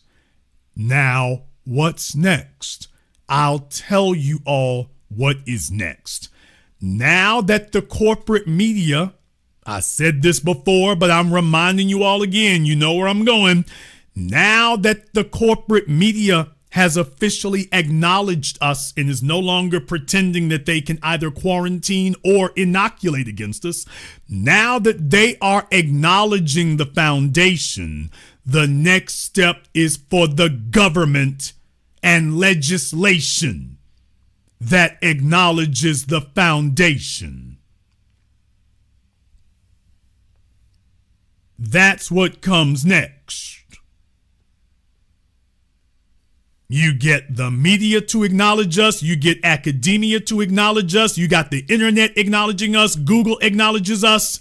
The corporate media now acknowledges us. Next step is the government and legislation that acknowledges us. Now that's next. Now, please understand, it's not that the government does not know. I need y'all to understand what we're not doing. We are not informing the government of our existence. That's not what it is. What it is that we're going to get the government's arm and twist that arm behind their back, and he's going to squeal, and we're going to say we ain't going to let your arm go until you acknowledge our heritage. Until you acknowledge us, we ain't going to let you go. Not at all. So to anyone wondering, well, Jason, we got that. What do we do? Next is the government acknowledging us. Everything from our blood to the Freedmen's Bank, to everything that we did not get under the Homestead Act, to everything that we did not get there,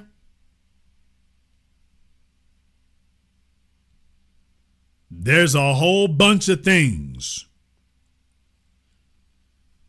The Homestead Act Special Field Order 15, our 40 acres and a mule, or as Kamala Harris calls it, 20 acres or whatever it is. Oh, please. Yeah, what Kamala Harris say? However many acres it is. Yeah, you want to know why we don't fool with your kind? That right there. However many acres it is.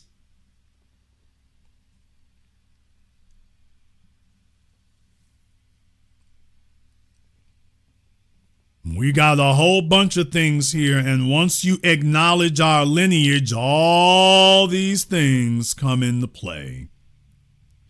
But it's going to require us to continue our vigilance and our relentlessness. They are not going to just give this up. They're not going to do it.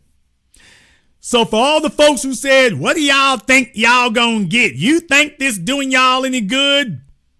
Don't ask us. Ask our enemies. Don't ask us if it's working. Don't ask us if we're making progress. Go ask our enemies.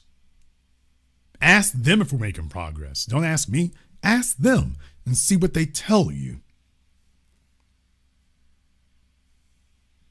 See if they tell you that we're making progress here.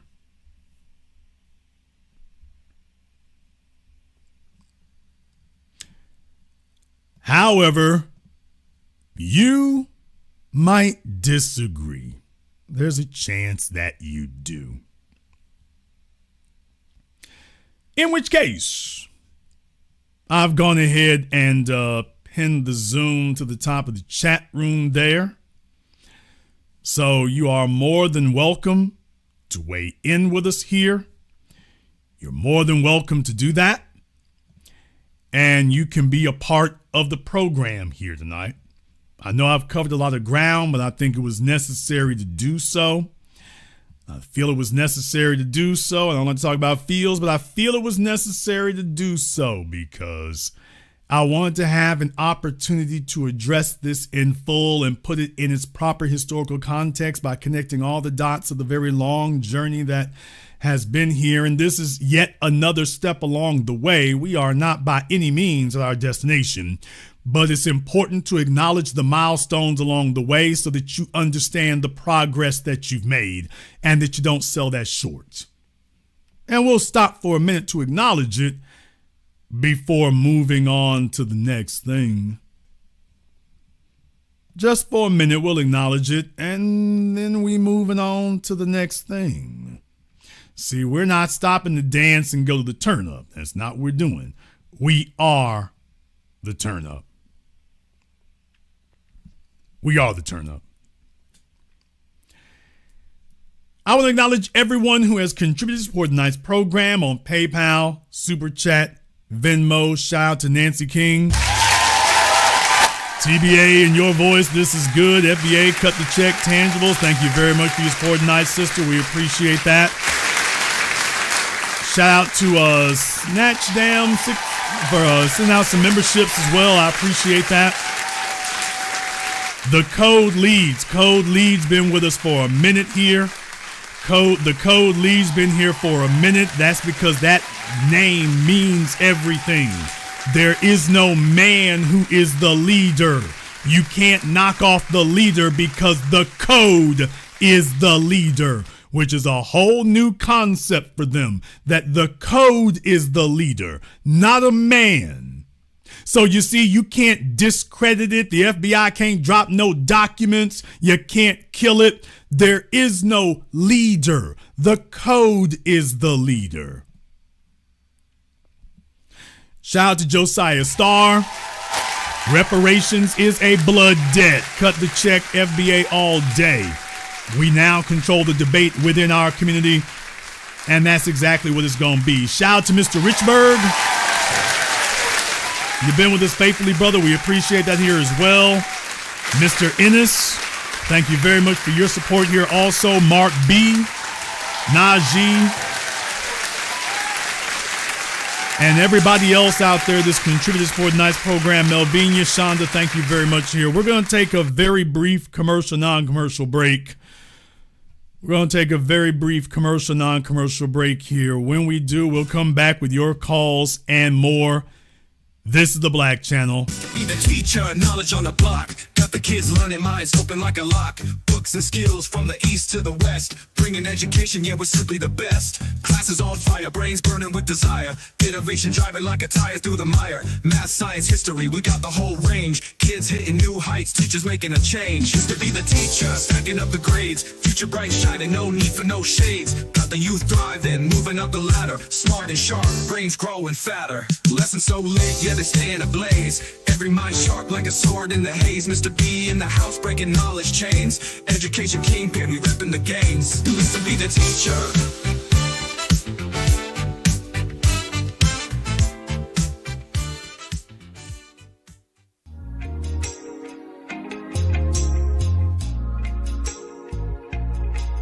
Order yours today to experience all the benefits of Ash Kickin' Body Butter. With skin so smooth and soft, you'll thank us for it. Shop Ash Kickin' online. That's ASHKICKIN.com.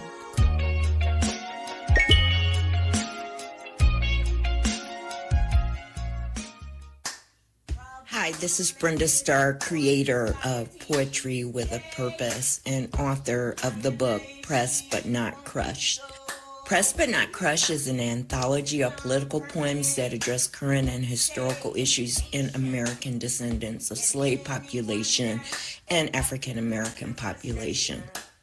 The book describes slaveries and its residuals, Jim Crow segregation, social depredation, and other relevant issues to American descendants of slaves and African Americans, including the current political climate that does not address our issues.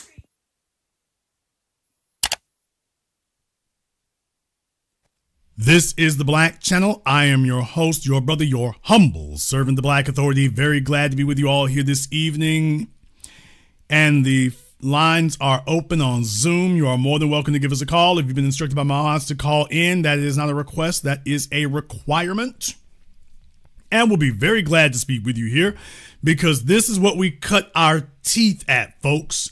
You see, where other folks did not speak to anyone, we've done something that they didn't do.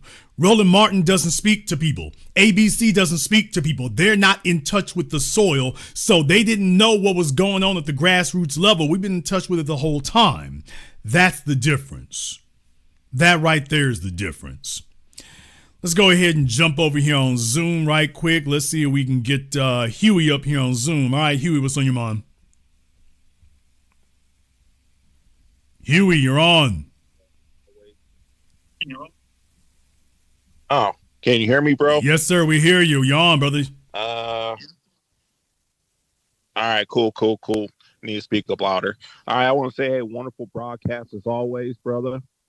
And this is good what we're doing because, one, we're preventing us from being erased. Because right now, this is a survival mechanism that we're using to preserve what we have right now and what we're doing. So I thank you, and I thank Tariq, and I thank everybody from the Black media for doing this because right now I believe is that if they can erase your history, they can basically almost erase your future. Is what I look at it. So well, that's the way it works. The real thing, though, is not just about the history. It's about having control of your narrative, defining yourself. The whole thing about white supremacy, remember from the very beginning, the first thing they did was tell us who we were. We're going to define who you are. What's your name, where you came from, where you begin at. You ain't got no history before you met us. So when somebody controls your narrative and controls your story, they control you. Story is a very important thing. It's what we pass down. And when they control your story, they control you. Thank you very much for giving us a call here tonight. Let me see if we can get Jacqueline up here on Zoom for me right quick. All right, Jacqueline, you're on. What's on your mind? Hi. Yes, I joined late today. Thank you for zooming in with me. I'm just wanting to let you know how much I've enjoyed your show. And the question in my mind is, what's next? And I think about what I could do personally to help be open and help the progress, continued progress that we're making. And okay, well, the first thing is I want you all to understand what works and what doesn't, and not to misjudge what does. A lot of people felt that what we really need to do was, we need to take to the streets. And by what they meant was like march or protest, or we all need to get together in just one place. So now like have a national convention or something like that. And what I'm saying is that's not where this begins. This begins with you being on code. You and 2 or 3 other folk agreeing together. You have been sold on the idea that that's worthless. Well, Jason, I already got folk I agree with. Folk that you agree with on this. See, y'all might agree about the church you go to. You might agree about your sorority. Do you agree about this the same way? Now, if you do, that's one thing. But that's not the way it is. So, first and foremost is starting there. It seems small. I know it does. But there's the difference. If you literally only make that kind of connection with 4 other people, do you realize that's a 4 times multiplier right there by itself? You don't have to have thousands, just 4 people. And that type of compounding interest over time, if you stay relentless and stay consistent, next thing you know, we wake up and Barack Obama is like, hey, all you all used to vote for me there, and I couldn't help but notice if you don't show up, I need the folks who showed up for me to show up for Kamala, because she's getting her ass whooped out here right now. And if you care about my legacy, then you're gonna make sure you support Kamala. And then Kamala Harris is sitting on stage with Steve Harvey, and what did he say? All y'all folk calling into my show talking about reparations right there in front of her. Ain't gonna get no reparations no damn way. Okay. And what I'm saying is that's the result of creating an echo chamber. Please do not let them deceive you into thinking that your voice doesn't matter, because once you accept that, then you start going to the lesser of 2 evils, and I might as well vote for whatever I think is the best I can get and go along with the flow because I don't matter anyway. You think that the natural conclusion of I don't matter is do nothing, but that's not the actual natural conclusion. The natural conclusion of I don't matter is go along with the majority, because they understand psychology. Human nature is that you don't want to be alone. So when you see the rest of the herd move, you would rather move with them and face danger than to stay still and be alone. And that's the way that actually works, and they know this. So the real thing is to get you to think you don't matter. Yeah, if nothing you do matters, then you better join the majority. Now, shouldn't you, Jacqueline? So just understand that one act of resistance, that I will not move, I will not join the majority, and I just need 3 or 4 other folk who understand what I understand. Then what y'all gonna do? We're gonna just sit here. Well, that ain't gonna do nothing. Okay, how did that work out in the last presidential election? Everybody's yelling and screaming at you. Why? You didn't move. I thought you said that I don't matter. If I don't matter, I don't need to move. Oh, I do matter. Oh, if I do sit still, that will change things. Oh, well, they didn't want you to think like that. Now that you understand it, the first step, I'm not saying it's the last one, the first step is understanding you do matter. And these little acts of resistance matter. Does that make sense to you?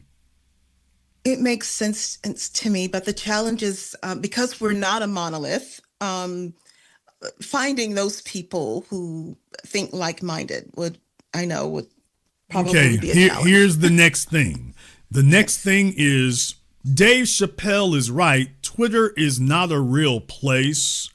But by the same token, the internet is. So for those of you out here, you got social media. That's where you're supposed to be doing that. That's probably the most important thing you could be doing, because that's where the people are now. Baby, the people are not on the street corner in Cincinnati. If they were, I would be on the street corner in Cincinnati. But that's not where they are. So the next thing for you is you cannot be a recluse. You can't be a recluse. You can't be a hermit. Stop telling yourself you're a nobody. You are. And I've never told myself that. Now, well, okay, but here's the thing. If you're not using your voice, then yeah, you are. You're saying that you're inconsequential. Now, maybe you don't have hundreds of thousands of YouTube subscribers. I'm the guy who's got it and telling you that's not necessary. It's nice, don't get me wrong. That would be very, very nice. But in lieu of having that, if you got 20 folk on your social media that you talk to on a regular basis, that one thing right there, you are a part of the conversation. You are a part of it. And I know it seems small, doesn't it? It seems minor, doesn't it? Need I remind you that Joe Biden beat Donald Trump in 2020 by 50,000 votes? What? Let me say this again. Joe Biden beat Donald Trump by, you can get more people in the NFL stadium than Joe Biden beat Donald Trump by. Now, when you think about it like that, that 20 people has a lot more weight to it now. And their job is to convince you, no, it don't. Shut up. Go along with it. You don't matter. Just do what we tell you. Stop making a fool of yourself. You're just going to waste your vote and waste your time. And I'm like, yeah, they want you to believe that. So you matter, but you can't say that matter from an egotistical standpoint. You matter, but only if you're speaking. So what can I do? You can join the conversation. If you don't have social media, you need to be there. If you're not subscribed here to us, once again, that matters. Every person who likes it, every person who shares it, you don't have to host a program. I got that taken care of. You don't have to be a lighthouse. We got that taken care of. What you do need to be is carrying the voice in places we're not. Because you're going to encounter people I'm never going to meet. If you have social media, you're encountering folk I'm never going to have access to. But if you're sharing it, now I do. And you're not going to get everybody. Then again, you never get everybody for anything. There's nothing in life that involves everybody except dying. And we're not going to be silly. But you're going to get some of them. And that's all we need. Okay. So you want to know where to start? It's there. As far as financial and all the rest of that, I think you already figured that part out.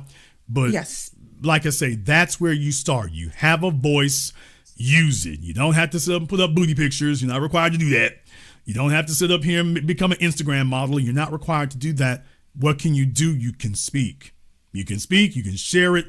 That's all you got. That's a good start right there. Okay. All right. Thank you. By the way, Thank what you city so are much, you in? Jason. What city are you in? I'm in Tallahassee, Florida, actually. Oh man. If any place needs this more, Florida is it.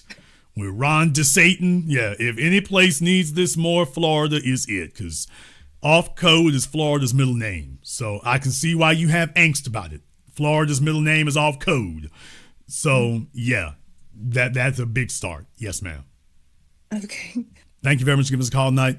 Folks, I know it sounds minor. I know it sounds trivial, but we got where we are today by people having an echo chamber and passing it around. And you're just thinking, well, nobody knows me. They don't have to know you. You're about to introduce yourself, and now you're going to spread the message. If this sounds like evangelism, let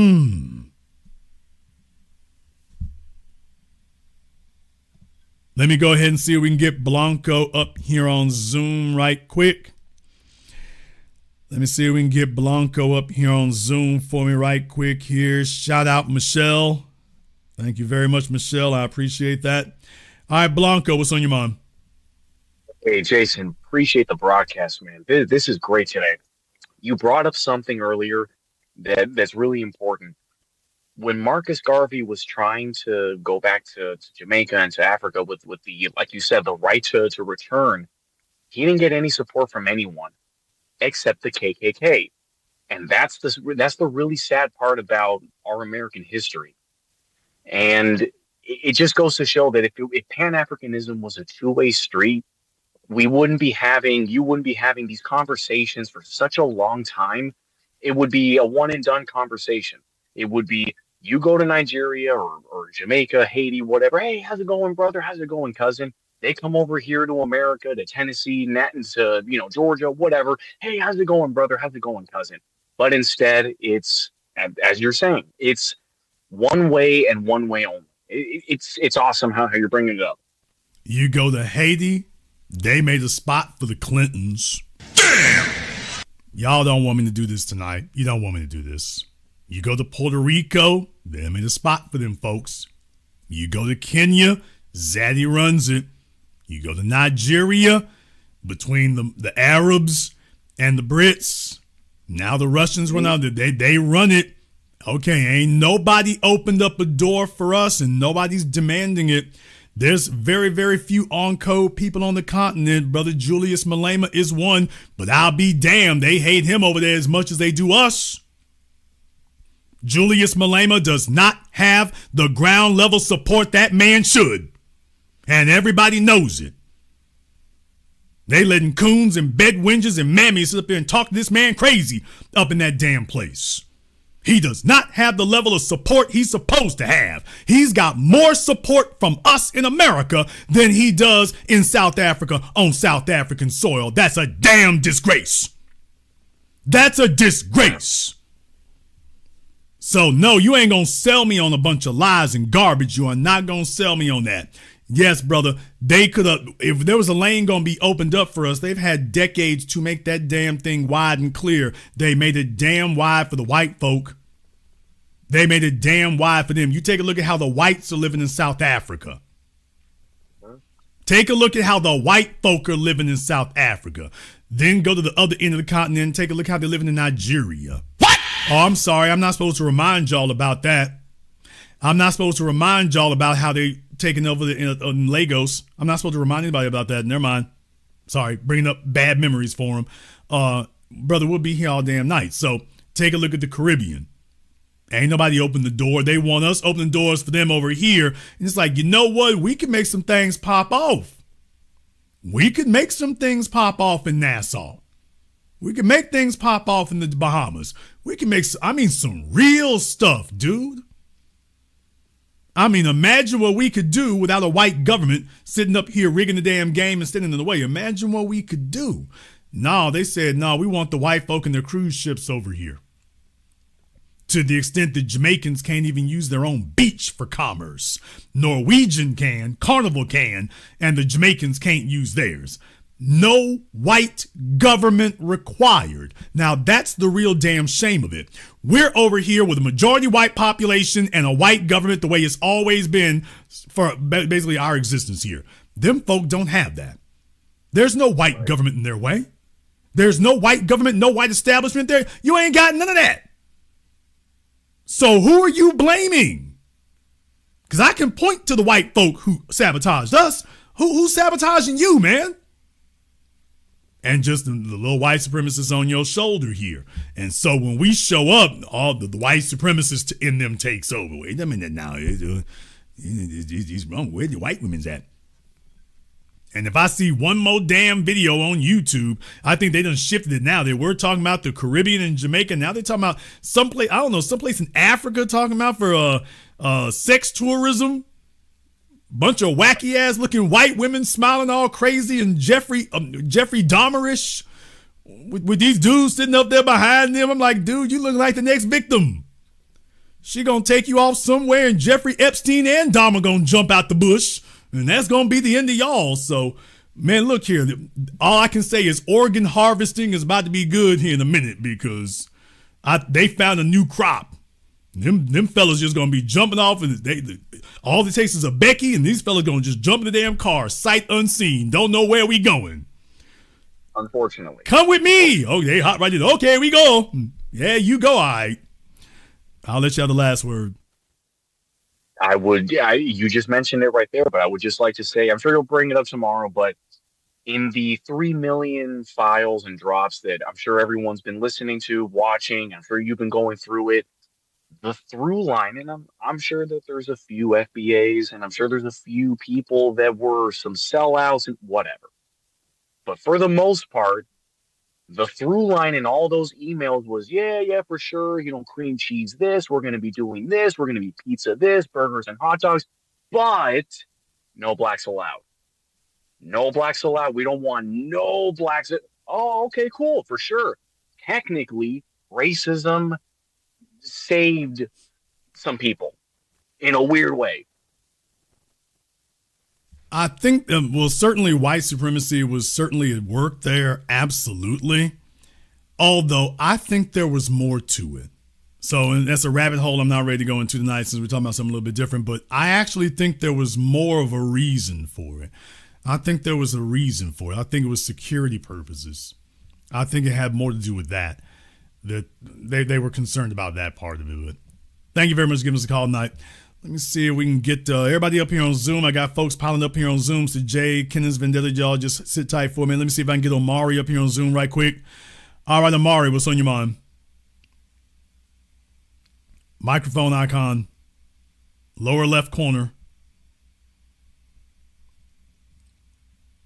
Okay, he's just furiously babbing away on his screen, y'all. Y'all should see the thing just shaking here.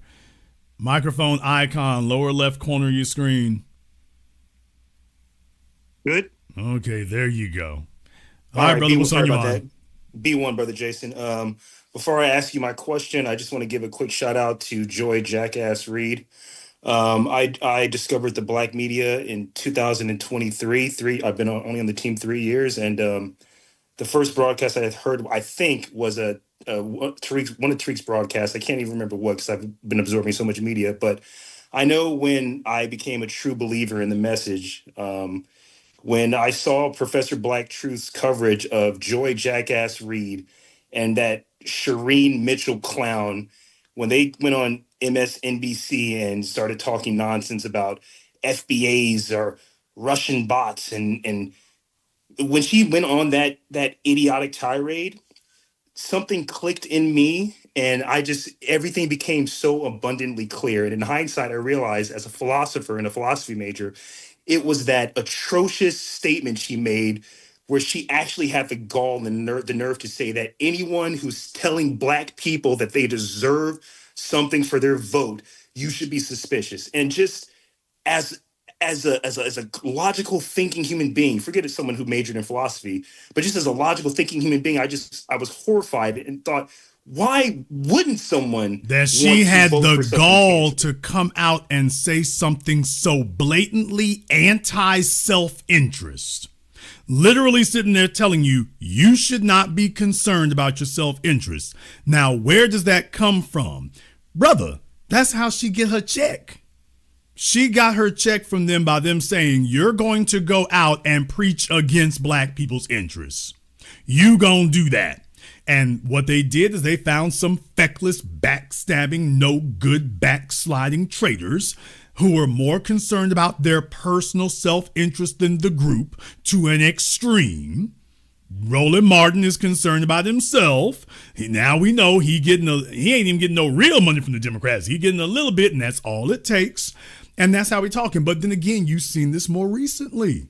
Remember, Donald Trump got in hot water with the base for telling them, are we still talking about Epstein? Nobody cares about that.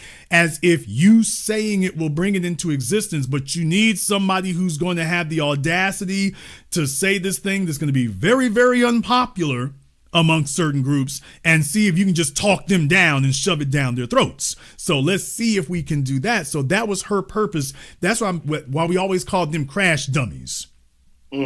She's never going to be accepted among us. She ain't got no clout among us. She doesn't have any status among us. She doesn't have any of that. So you see, she's expendable. So the white bosses can send her out there to do that, and the Democrats can send her out there to do that because she's expendable. She doesn't have any status or credibility to lose, so you can send her out there to catch a whole bunch of arrows.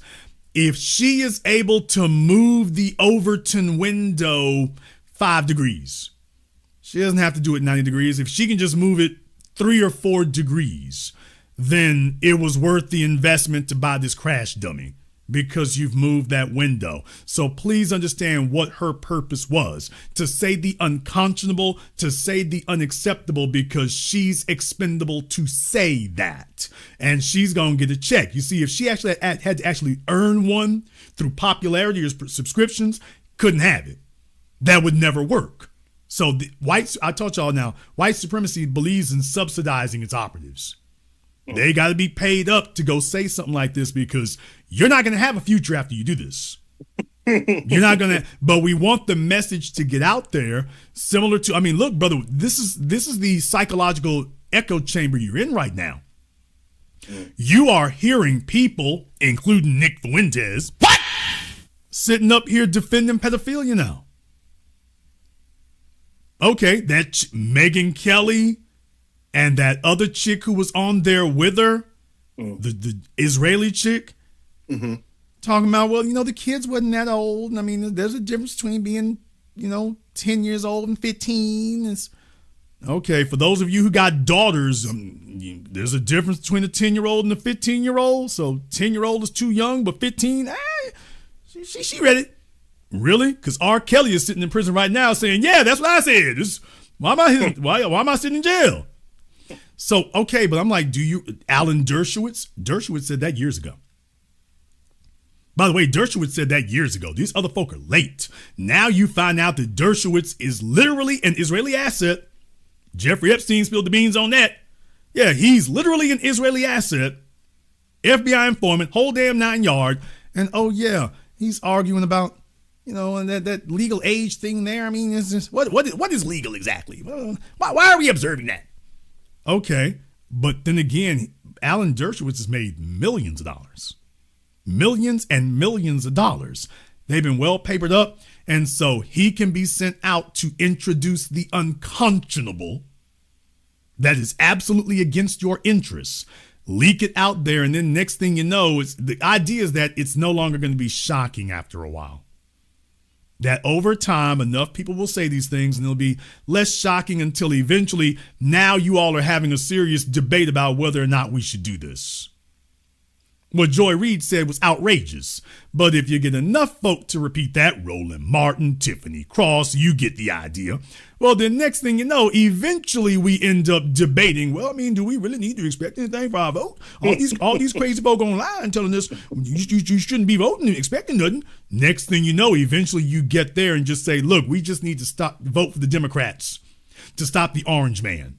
We don't need to expect nothing except that we help the Democrats stop the orange man. And that's all we should expect.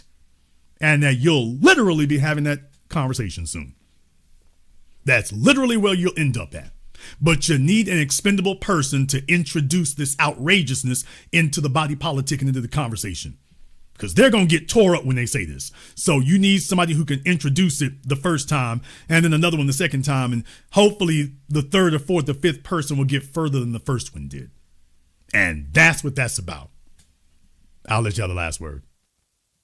Great. Thank you, Jason. My question was, this might be getting ahead of ourselves, but speaking of Joy Jackass Reid, when the Democrats run their presidential candidate for 2028, my question to you is, what is the black feminine going to do? That so-called 92% that was talking all that smack about, y'all didn't vote for Kamala. That's it. We done. We sitting it out. We sitting it out. We both know that when the Democrats tell those black feminists to jump, like a stubborn hoe walking away from her pimp, the Democrats are gonna be like, get your ass back in this car. And the 92% of those black feminists are gonna instantly jump. My question to you is, how are they gonna spin it if it's just, say, Gavin Newsom and another white male? They're gonna go from all that black girl magic stuff to they're gonna instantly, shamelessly start supporting whoever the Democrats put up. But if it's Gavin Newsom and another white male, how is the black feminine going to spin it? Because they're not going to do Kamala Harris. I mean, well, the folks you're talking about, they're on the payroll. So it's not like these are actually independent operatives. We now know, that's what I was showing y'all before, that clown that Representative Ayanna Pressley was retweeting on Facebook. Well, yeah, she has to. They're not getting any traction on their own. They've got operatives, but their operatives are incompetent. So the politicians are having to signal boost them because these folks can't get a rise on their own to be able to get boosted. So as far as the usual, phalanx of individuals looking to get crumbs and benefits off the table, they're really already on the payroll. Their job was to deliver the black vote. If they fail at doing that, and they are, as I told y'all, there's no reason to keep you around. Roland Martin needed Kamala Harris to win because otherwise the Democrats are looking at him and saying, what the hell are we paying you for again? And now he literally has to admit, yeah, Kamala Harris is paying them. did Kamala Harris get for that investment? What was the return on that investment? Because I don't see it, and neither do they. So just recognize what their game is. Their game is to get acquainted with these people, to know these people, maybe be their little dirty brown chocolate, which is what the feminists be doing. They claim they're LGBT, but there's always a white man on the sexual resume somewhere, because that's what it's really about. So recognize what that is. As far as 2028, really right now, I only see two people, Gavin Newsom and Governor Shapiro. Both of them are going to run into issues. Gavin's already running into it. Like I said, he thinks he's running for president. He really ain't, but he thinks he is.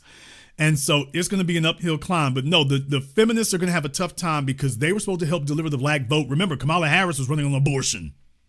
Donald Trump's talking about the economy and talking about, money. And Kamala Harris is talking about abortion, remember? Well, those are the black feminists. Obviously, it didn't seal the deal anywhere. So when they do come back around, the Democrats are going to be side-eyeing them and looking at them crazy like, now, why are we paying you again?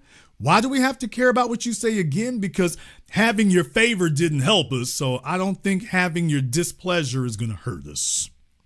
Thank you very much for giving us a call tonight. We appreciate that. Let me see if we can get Jay up here on Zoom right quick. Yeah, all the usual bootlicks, man. They're living on borrowed time right now. All right, Jay. Jay's connecting his audio here. We'll see if he succeeds.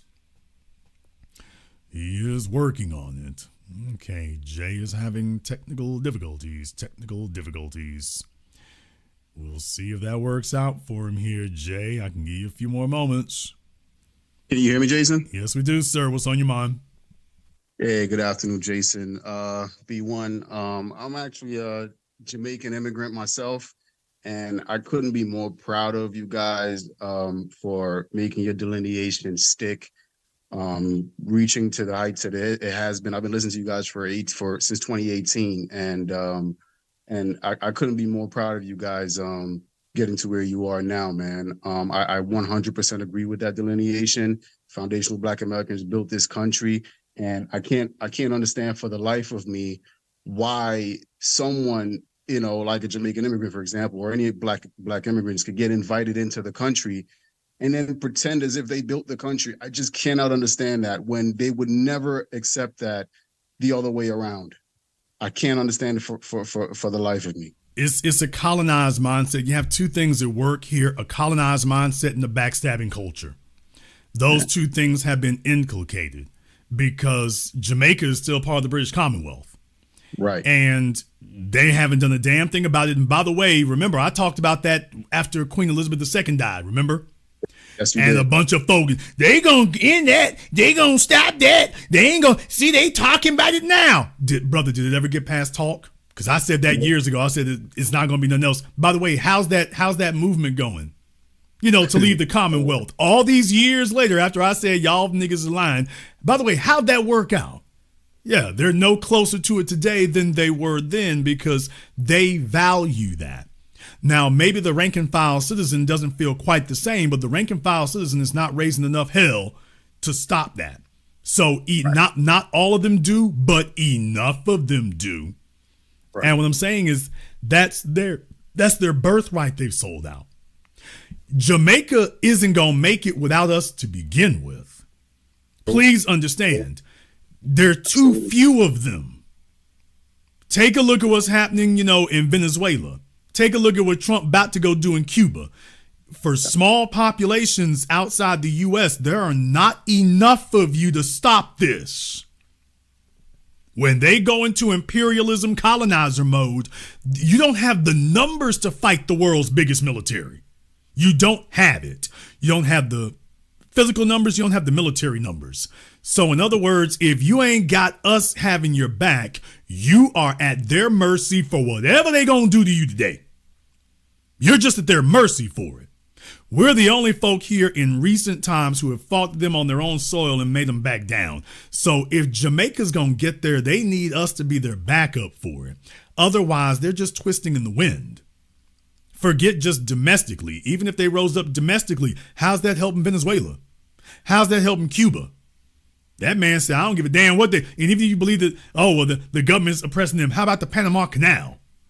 Yeah. That was the first one he went after. Now, there's nobody upset with the government of Panama. And Trump was like, if you don't play ball, all of y'all can die up in here. Well, I'll be, okay, yeah, that's the way that goes.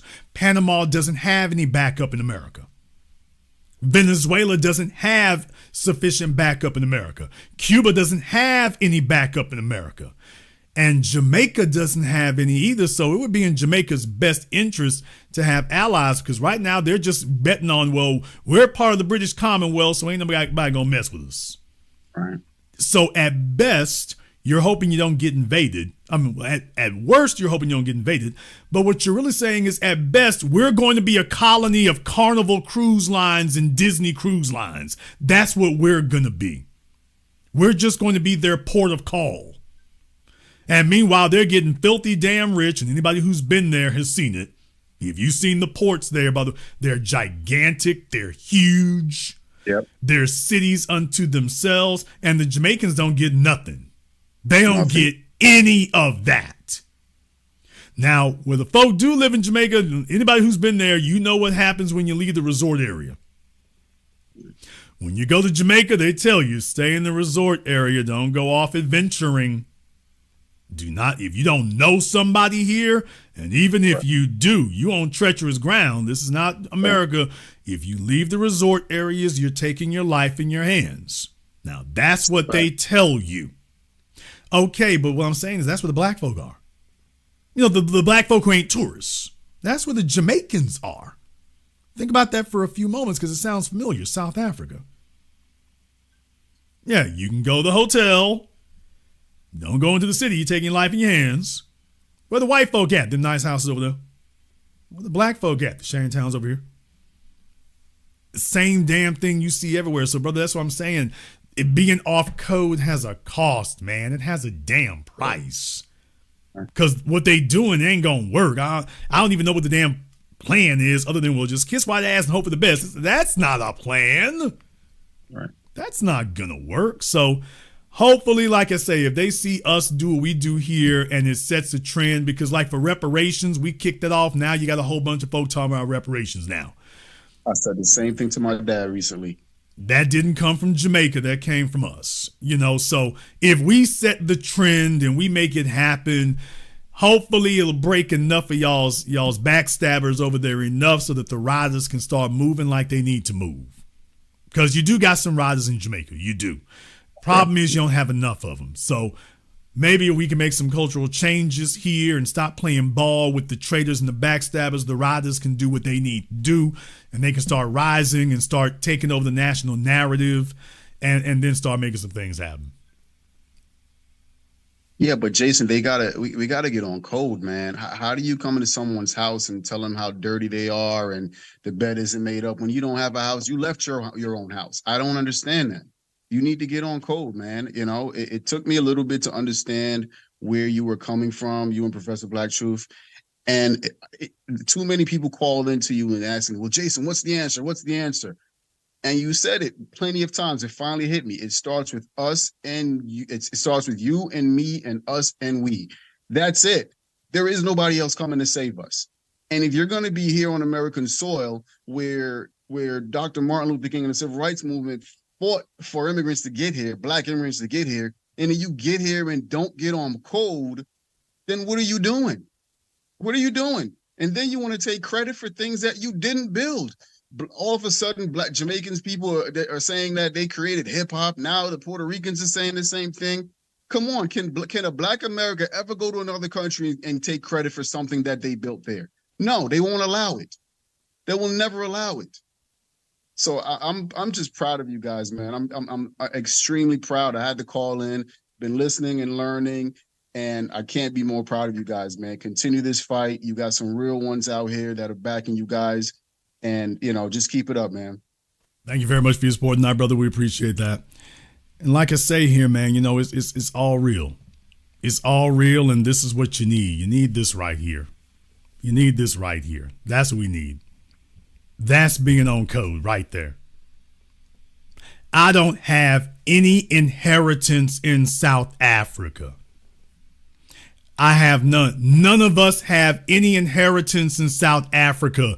Back in the day when we were stomping as young people for Nelson Mandela when he walked out of prison, we were doing that on general principle, not because there was something for us to get. We didn't have a record deal sitting over there. We didn't have a movie deal sitting over there. We didn't have any land sitting over there. We did that because it was the right thing to do. That was being on code.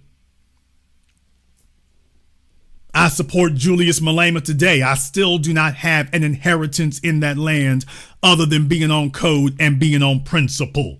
And I would never walk on African soil. I would never set foot on African soil, and I've never set foot on African soil and talked about them no kind of way. You do not sit up here and do nothing like that because that's treason. You don't walk up in these folks' house and sitting up here telling them about how you gonna run things. That is off code as hell. Because that means you're a collaborator with the colonists. Well, I'm here to take over. That's colonizing. Well, the white folks sent me. Oh, okay. That's collaborating. So you want to know what being on codes looks like and sounds like? It sounds like that right there. It sounds like that call you just heard right there. That's being on code. Just like we could support South Africa without being South Africans, without living there, without having any real estate, without having any money. There was nothing in it for us other than doing the right thing and standing for the right thing. And we did it for decades. Yeah, that's being on code right there. That's what it looks like. And that's what it sounds like. Right there. Let's go ahead and jump back over here on Zoom right quick. We got Kenneth over here on Zoom. What's on your mind, brother? Hey, what's going on, OG? I had a question. In the beginning of the broadcast, you started off talking about how they took it down off the ABC YouTube channel. I'm curious why you think they did that. Like, who convinced them? Who put enough pressure on them to make them remove it? Oh, I'm pretty sure they heard a lot, brother. I'm pretty sure they heard a lot. I mean, that right there, that was not on anybody's bingo card. That was not on anybody's bingo card right there. That was not what they were expecting at all. So no, that thing got around. Please understand that. That thing got around. It got around quickly, and I'm sure they got a whole bunch of folks saying, what the hell is this? Roland Martin was probably screaming at them, calling anybody and everybody he knew who used to bring him donuts to say, hey, how the hell did this happen? So it's very good that folks jumped on that to preserve that, because otherwise they would tell us it never existed. This is the era that we're in. The problem with the internet age is if everything is digital, that means it's intangible, which means that you can wake up one day and it's there and the next day it's not. And they'll tell you it never existed in the first place, that was a figment of your imagination. So, no, brother, I'm pretty sure they had a whole bunch of noise, a whole bunch of what in the hell are y'all doing over there? And next thing you know, that happened. So I am completely not surprised. I am not surprised about this at all. Not at all.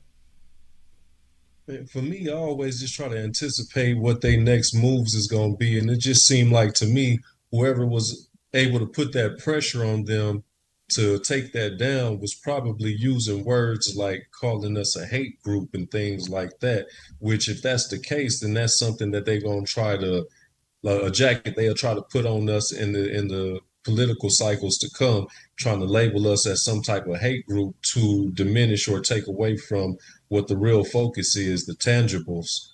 Well, like I say, at this point right here, the lineage train has left the station, so they're going to have a hell of a time trying to do that. Also, I would not be surprised if that was an unauthorized piece. What? So I wouldn't be surprised if maybe somebody there, maybe somebody there identifies with us and was like, okay, we're going to do it like this. And I can't do nothing but take my hat off to him. I can't do anything but take my hat off to him, because let me tell you something. I don't think it does you any good to go to work for one of these legacy media corporations talking about retiring. None of them are trying to figure out for you to stay there for no 20, 30 years. There's not a one of them trying to do that. Whoever they want to do that, they've already chosen it. So in this case, Lindsay Davis, okay, she'll be the anchor. The rest of y'all are basically gig workers. So I don't know if you're going to get let go today or if you're going to get let go in 3 years. But I do know you're going to get let go. Ain't that right, Gayle King? Ain't that right, Joy Reid? Ain't that right, half of ESPN? Stephen A. Smith is really the only man standing. He's the last one left. Fox Sports, come on, Marcellus Wiley, Jason Whitlock, you name it, brother. You're not going to retire with these people no matter what you do. So I'm like, hey, if you're going to go out with your boots on. You might as well go ahead and do that. So I suspect that was what happened. Maybe eventually at some point we'll find out what occurred, because I think it's worth finding out, hey, what y'all doing here? As a matter of fact, like I said, that might be something to look into, but I'm pretty sure it was one or the other. Either that was not really authorized the way they thought it was, and somebody's like, hey, who did this at ABC? So somebody might have snuck that in there, or a bunch of folk raised a bunch of noise about it, and that got them to say, hey, who snuck this in here? So it was one or the other.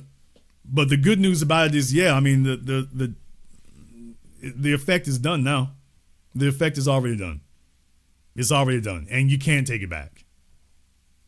Yeah, I feel you. Yeah, it was just bothering me, the fact that they took it down. You know what I'm saying? That was bothering me. But I think the lady who they was covering in that segment, she would probably know, the lady who was selling that book, she would probably be aware of what caused them to take it down, because it wasn't just, her celebrating Black History Month. It was also her publicizing her book as well. So, well, I mean, I think if you talk to a producer for it, most likely, because she was an interview subject. She doesn't work for ABC, so she saw it go up and stuff. But if she doesn't work there, she's not in charge of who allows it. So something happened after the fact, because it was up for a few days. It was up for a few days, and then next thing you know, I'm just showing y'all tonight that they made the video private, so they haven't taken it down yet. But they've made the video private. So something's going on there. If they wanted to just remove the video, it would say it was removed. But that's not what it says. It says the video's private. So the link was public. Now they've made it private. So we may not have heard the end of this yet. What we do know is something happened. I think the other thing is they were afraid that this moment was going to come, and we show that the video has been removed. So the video isn't removed. It says private. So somebody didn't want to remove it and just take it down. I think the best they felt they could do was make it private. So they're trying to figure out what they want to do with this, obviously, because otherwise they would have just removed it. Yeah. But then again, if you remove it, now you got to put out a statement. So I don't know. You know what? We might see if we can get in touch with ABC and see if they give us an explanation about that. Get in touch with public relations or whatever and get them to explain why is this thing no longer available. Y'all need to give us an answer about that. Black History Month, yeah. You know what, y'all? I think that's something for us to look into. It's the weekend right now, so I don't know how well we could do this weekend, but I think that's something for us to look into, is to get in touch with ABC or whoever their PR people are and to find out, hey, why did you all take this down? So I think brother, I think you might be onto something. That might be something worth taking a look into. All right. And then the last thing, I don't know if you touched on that video where Trump had the Obamas looking like apes, but yeah, I posted that. I posted that on my Twitter. Let me see if y'all are looking at it there. Yeah, I posted that on Twitter. So yeah, like I say, dude, I need y'all to understand something. Man, you got a bunch of crazy folk running things right now, dude. I'm not even lying about that. Trump is senile. Elon Musk is on ketamine.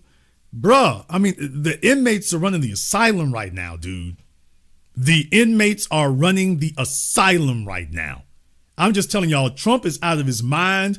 There's no way that he thought that was okay to post. No way. Not in his most racist, white supremacist nightmare did he ever think that was okay to do. And another thing, because he took it down. Now, he's talking about he ain't going to apologize, but he took it down. And what I'm saying is the fact he took it down, that tells me everything I need to know. This is not Donald Trump standing 10 toes down like he usually does. Somewhere along the line, he has some lucidity kick in. And he's like, oh, wait a minute. What the hell did I put up here? So I'm just telling y'all, that was a senior moment. That was a senility moment. Trump is, I hope he doesn't hit the nuclear button by accident. I just hope he ain't fumbling around one damn night with his cell phone and hits the damn nuclear button by accident, because we are now veering in that territory. We're going there now. This is where we at. So he tried to convince you Biden was the only crazy one. I'm like, oh no, there's 2 crazy bastards on that stage. There's 2 senile bastards on that stage. Bruh, because Trump is like 80 now. I mean, y'all, come on. Well, he didn't say he wasn't racist. He just said he was the least racist president. Okay, I guess Hitler wasn't available. So, I mean, I'm the least racist here. I mean, David Duke is in backfield back here. So I'm the lesser of all the evils. So take this as a lesson for the lesser of all the evils, people. You still end up with lesser and evil. Thank you very much. Give us a call tonight. Yeah, y'all, like I say, I'm not even being a joke about this. I mean, Trump is gone, man. He's fumbling with stuff. He's forgetting things.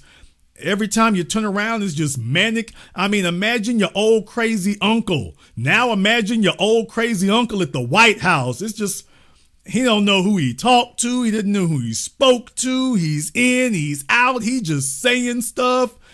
He's standing on everything he does, no matter how crazy it is. Anybody who's worked at a senior citizen home recognizes this.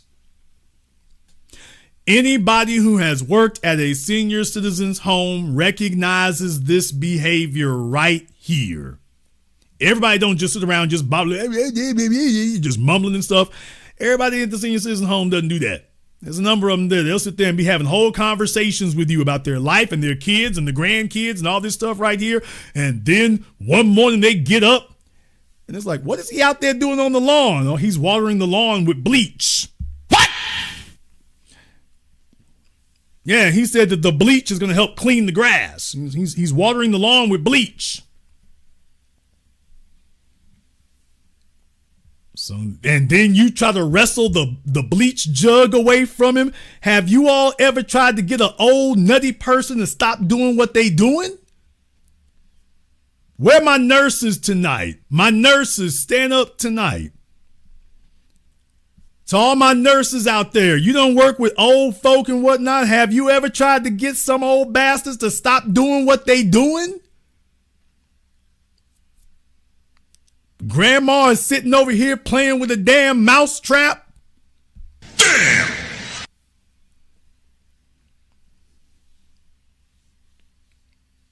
All the damn food is past the expiration date. There's not a thing they trying to eat that's got a proper everything is expired.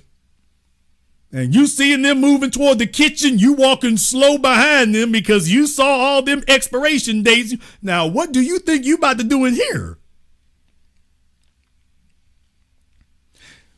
They in the bathroom and got the extension cord. The radio has been put in the bathroom. They got the extension cord going in the bathroom. The damn sink is overflowing with water and the extension cord's in the bathroom.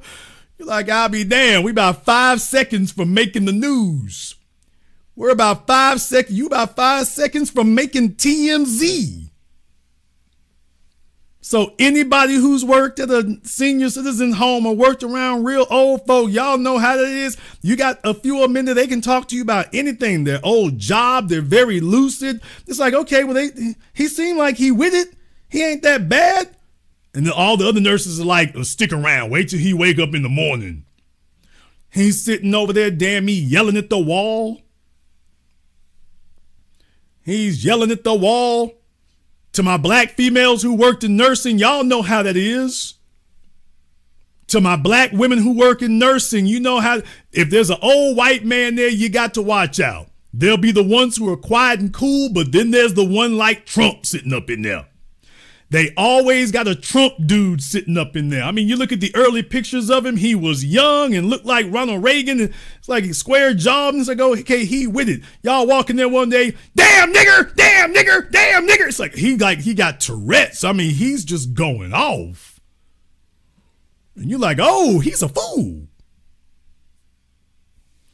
Yeah, one minute y'all sitting there talking. I mean, the next he's just like, nigger spook. He's sitting over there in the corner with his Metamucil. Sitting over there in the corner with that damn chocolate drink, nutrition drink they give them all. And it's like, okay, man, what's going on here? Y'all know him? To my nurses in here, you've dealt with him? You dealt with him? It's like, oh, wait a minute. He's sane some of the time. He's good some of the time. It's like a fellow who's so damn racist. You're like, okay, how much of this is real? It's like he's just so overboard with it. You're like, okay, how much of this is nutty and how much of this is racism? It's like, because he's in this room alone with you. Oh, I'm going to a dark place. So he's in this room alone with you. It's like, dude, you like 98 years old. He's sitting there, I mean, talking straight trash, cash trash at you. It's like, look here, do you understand it's just you and me up in here? He's talking about what he gonna do to you. He's sitting up here threatening you with his bedpan like he about to bust you over the head with it. Don't touch me. You back up off of me. Back, let me go, nigger. It's like, really? He's like the movie 28 Days Later? And you're like, bro, do you know you in here alone with me right now? Do you know can't nobody see us and nobody hear us? Do you understand that? And I'm talking about you let him know that and he's still sitting up here jawboning and talking. I mean, he's talking like he's Bruce Lee, like he could do something to stop you. It's like, dude, a strong breeze would break your arm. You need to just be quiet. He's got like a pet mouse, you know, just stuff like that. He's on the damn cell phone. Now, he can't spell his damn name, but he's on the cell phone on 4chan or something, talking to somebody over there. Keeps talking about shortwave radio. What is about these old folk and their shortwave radio? He keeps talking about shortwave radio. Then he starts talking about his black friend. Nigga, what? Old white supremacist males, they love regaling you about their black friend. They never had more than one. They tell you how much they love black folk. They never had more than one. He had a black friend. His name was Otis. He had one black friend. His name was Otis. He swear up and down black folk love him. He can't name but one black friend. It's the black friend. It's not black friends plural. It's the black friend. It's some dude named Otis from back in the day. If you ever met Otis, Otis be like, I couldn't stand his ass. Damn. If any of y'all ever met Otis, he would be, I couldn't stand that bastard. Well, what home y'all got his crazy ass locked up in? I couldn't stand that bastard. So it's like that. I'm seeing Trump now and I'm like, okay, I recognize what I'm seeing. It's that right there. I mean, he's still a white supremacist, don't get me wrong. He doesn't get, I'm not giving him a pass. I'm just saying he's still a white supremacist, but I'm like, okay, now it's a senile white supremacist. He just doing stuff. Like nobody can get along with him. That's when you know you've gone overboard. Trump has always bumped heads with people, but he could work with folk. You can't work with him today. Look, this is the type of old senile we talking about. He'll read an article on CNN and then come in there. Okay, you're fired. Fired for what? You misspelled my name. Misspelled your name? Today's your last day. I mean, he's in that territory now. It's like nobody wants to say nothing because it's like, dude, this, like he doesn't remember who you are. I mean, he kind of remembers you, but only if it's really, really pertinent. He told you something. You come back 3 hours later. He's like, why are you doing that? Because you told me I ain't say that. And this is where we are. We're here. Don't y'all see Melania don't come around no more? She's like, okay, I got my green card. I ain't got to stick around you like this. So I'm just letting y'all know, yes, Trump is wilding out, is getting worse. Somebody did this, most likely him. Then later he's telling himself it's funny. Everybody's going to think this is great. And then later, oh, this is terrible. Nobody really likes this. Oh, let me take this down. I don't know nothing about this. So it's that. It's this. Yeah, at least Biden's family kept his ass off Twitter. Biden's family knew what was going on, and at least they had the sense and the sensibility to keep his ass off social media. Not that I think he can even see the numbers on the phone no more, but at least his family was smart enough to say, yeah, no social media for you. No. You might start with that segregationist talk again. So, because I know I'm wondering if that was an authorized moment when he said, if you don't vote for me, you ain't black. Because I can see old Jill Biden sitting over there.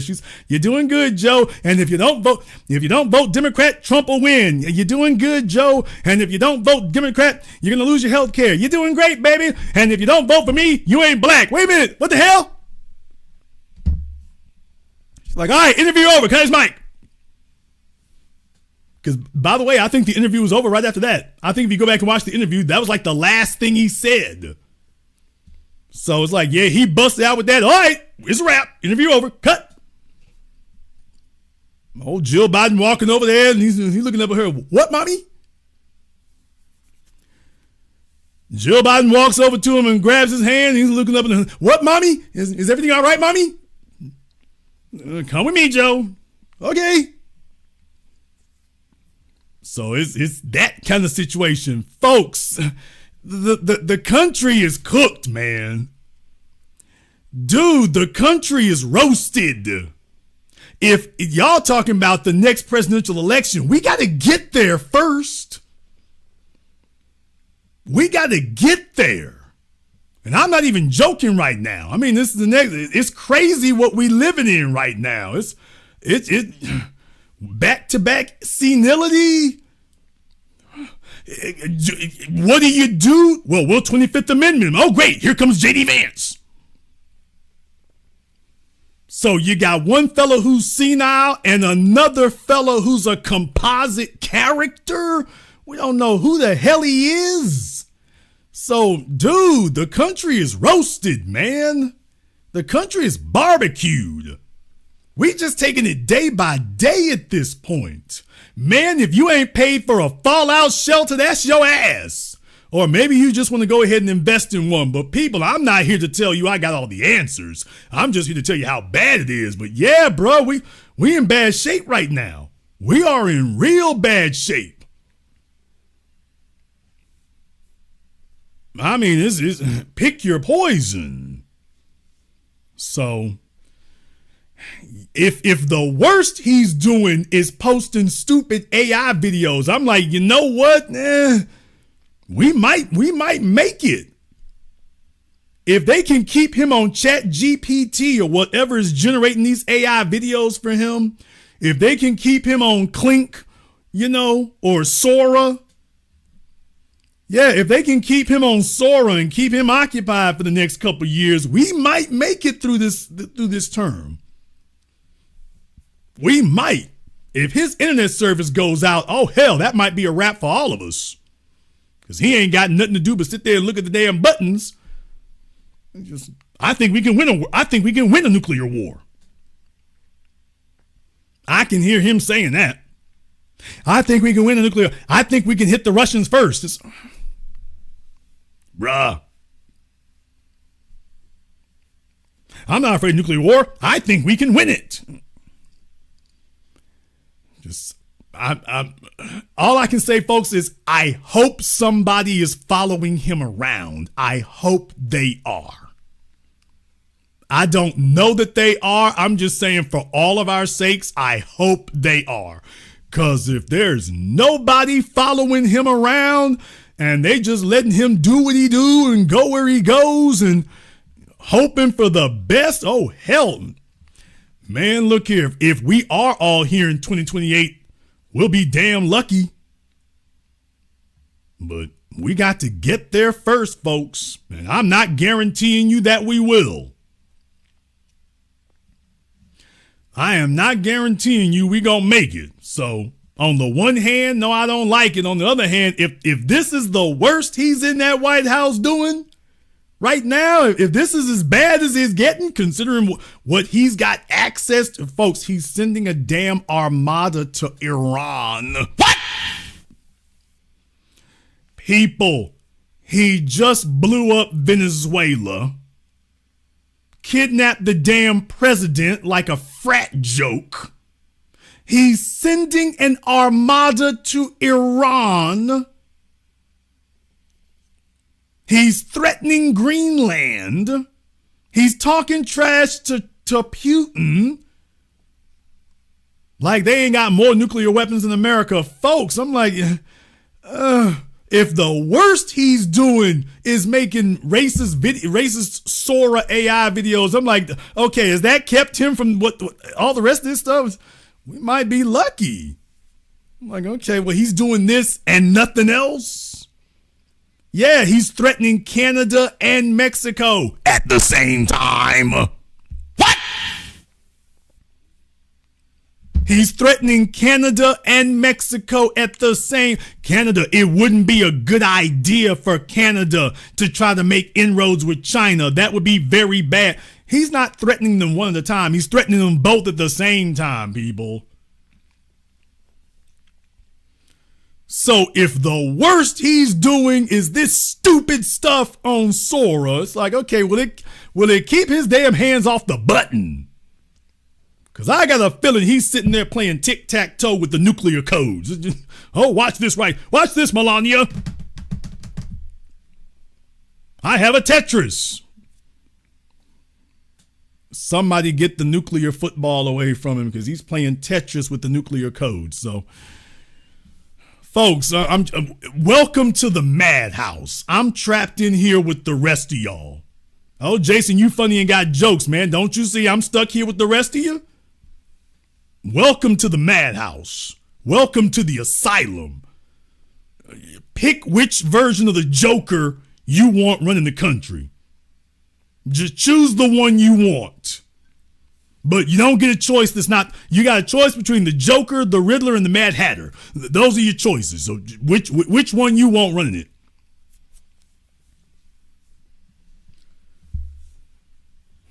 So this is where I'm at today, y'all. Listen, I can't be outraged. I can't be nothing. This where we at. So if we're all still here in 2028, much less the end of 2026, if we're all still here, I guess we can start talking about how we made it.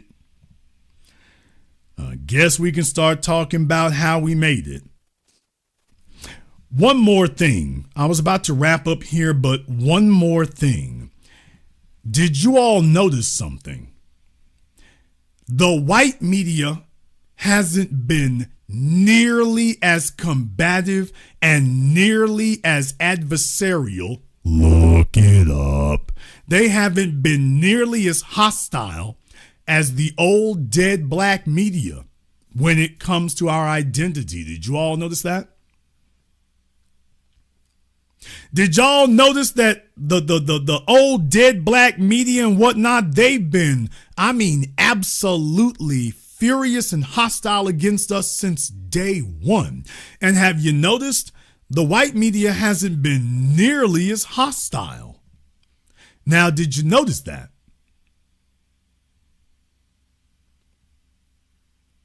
Did you notice that? Did y'all notice that these other folk are just way more hostile to us?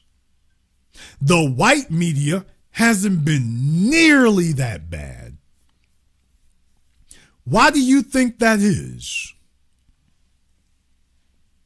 See, Joy Reid and Tiffany Cross and Roland Martin, all the rest of them, they were the ones, they came knives out. They've been hating and attacking us since day one. Why do y'all think that is? Why is it that the old dead black media has been way way more hostile and way more of an enemy since the very beginning. I just noticed that. I just noticed that they were never this bad. And they've had plenty of time for it. Maybe, just maybe, it's because they understand the real math. They're not operatives. They're the folks running things.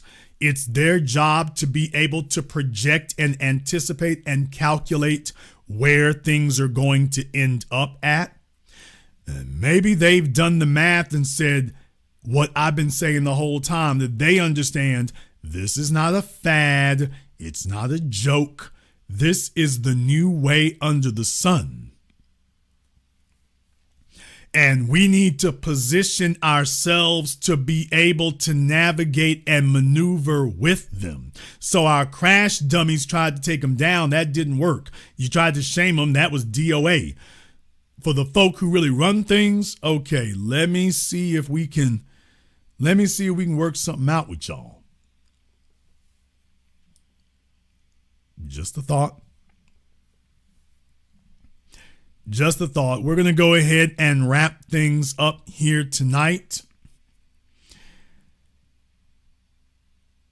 If you are new here to the Black Channel, welcome to the haven of intelligent Black thought. We have been doing this now going on 2 decades.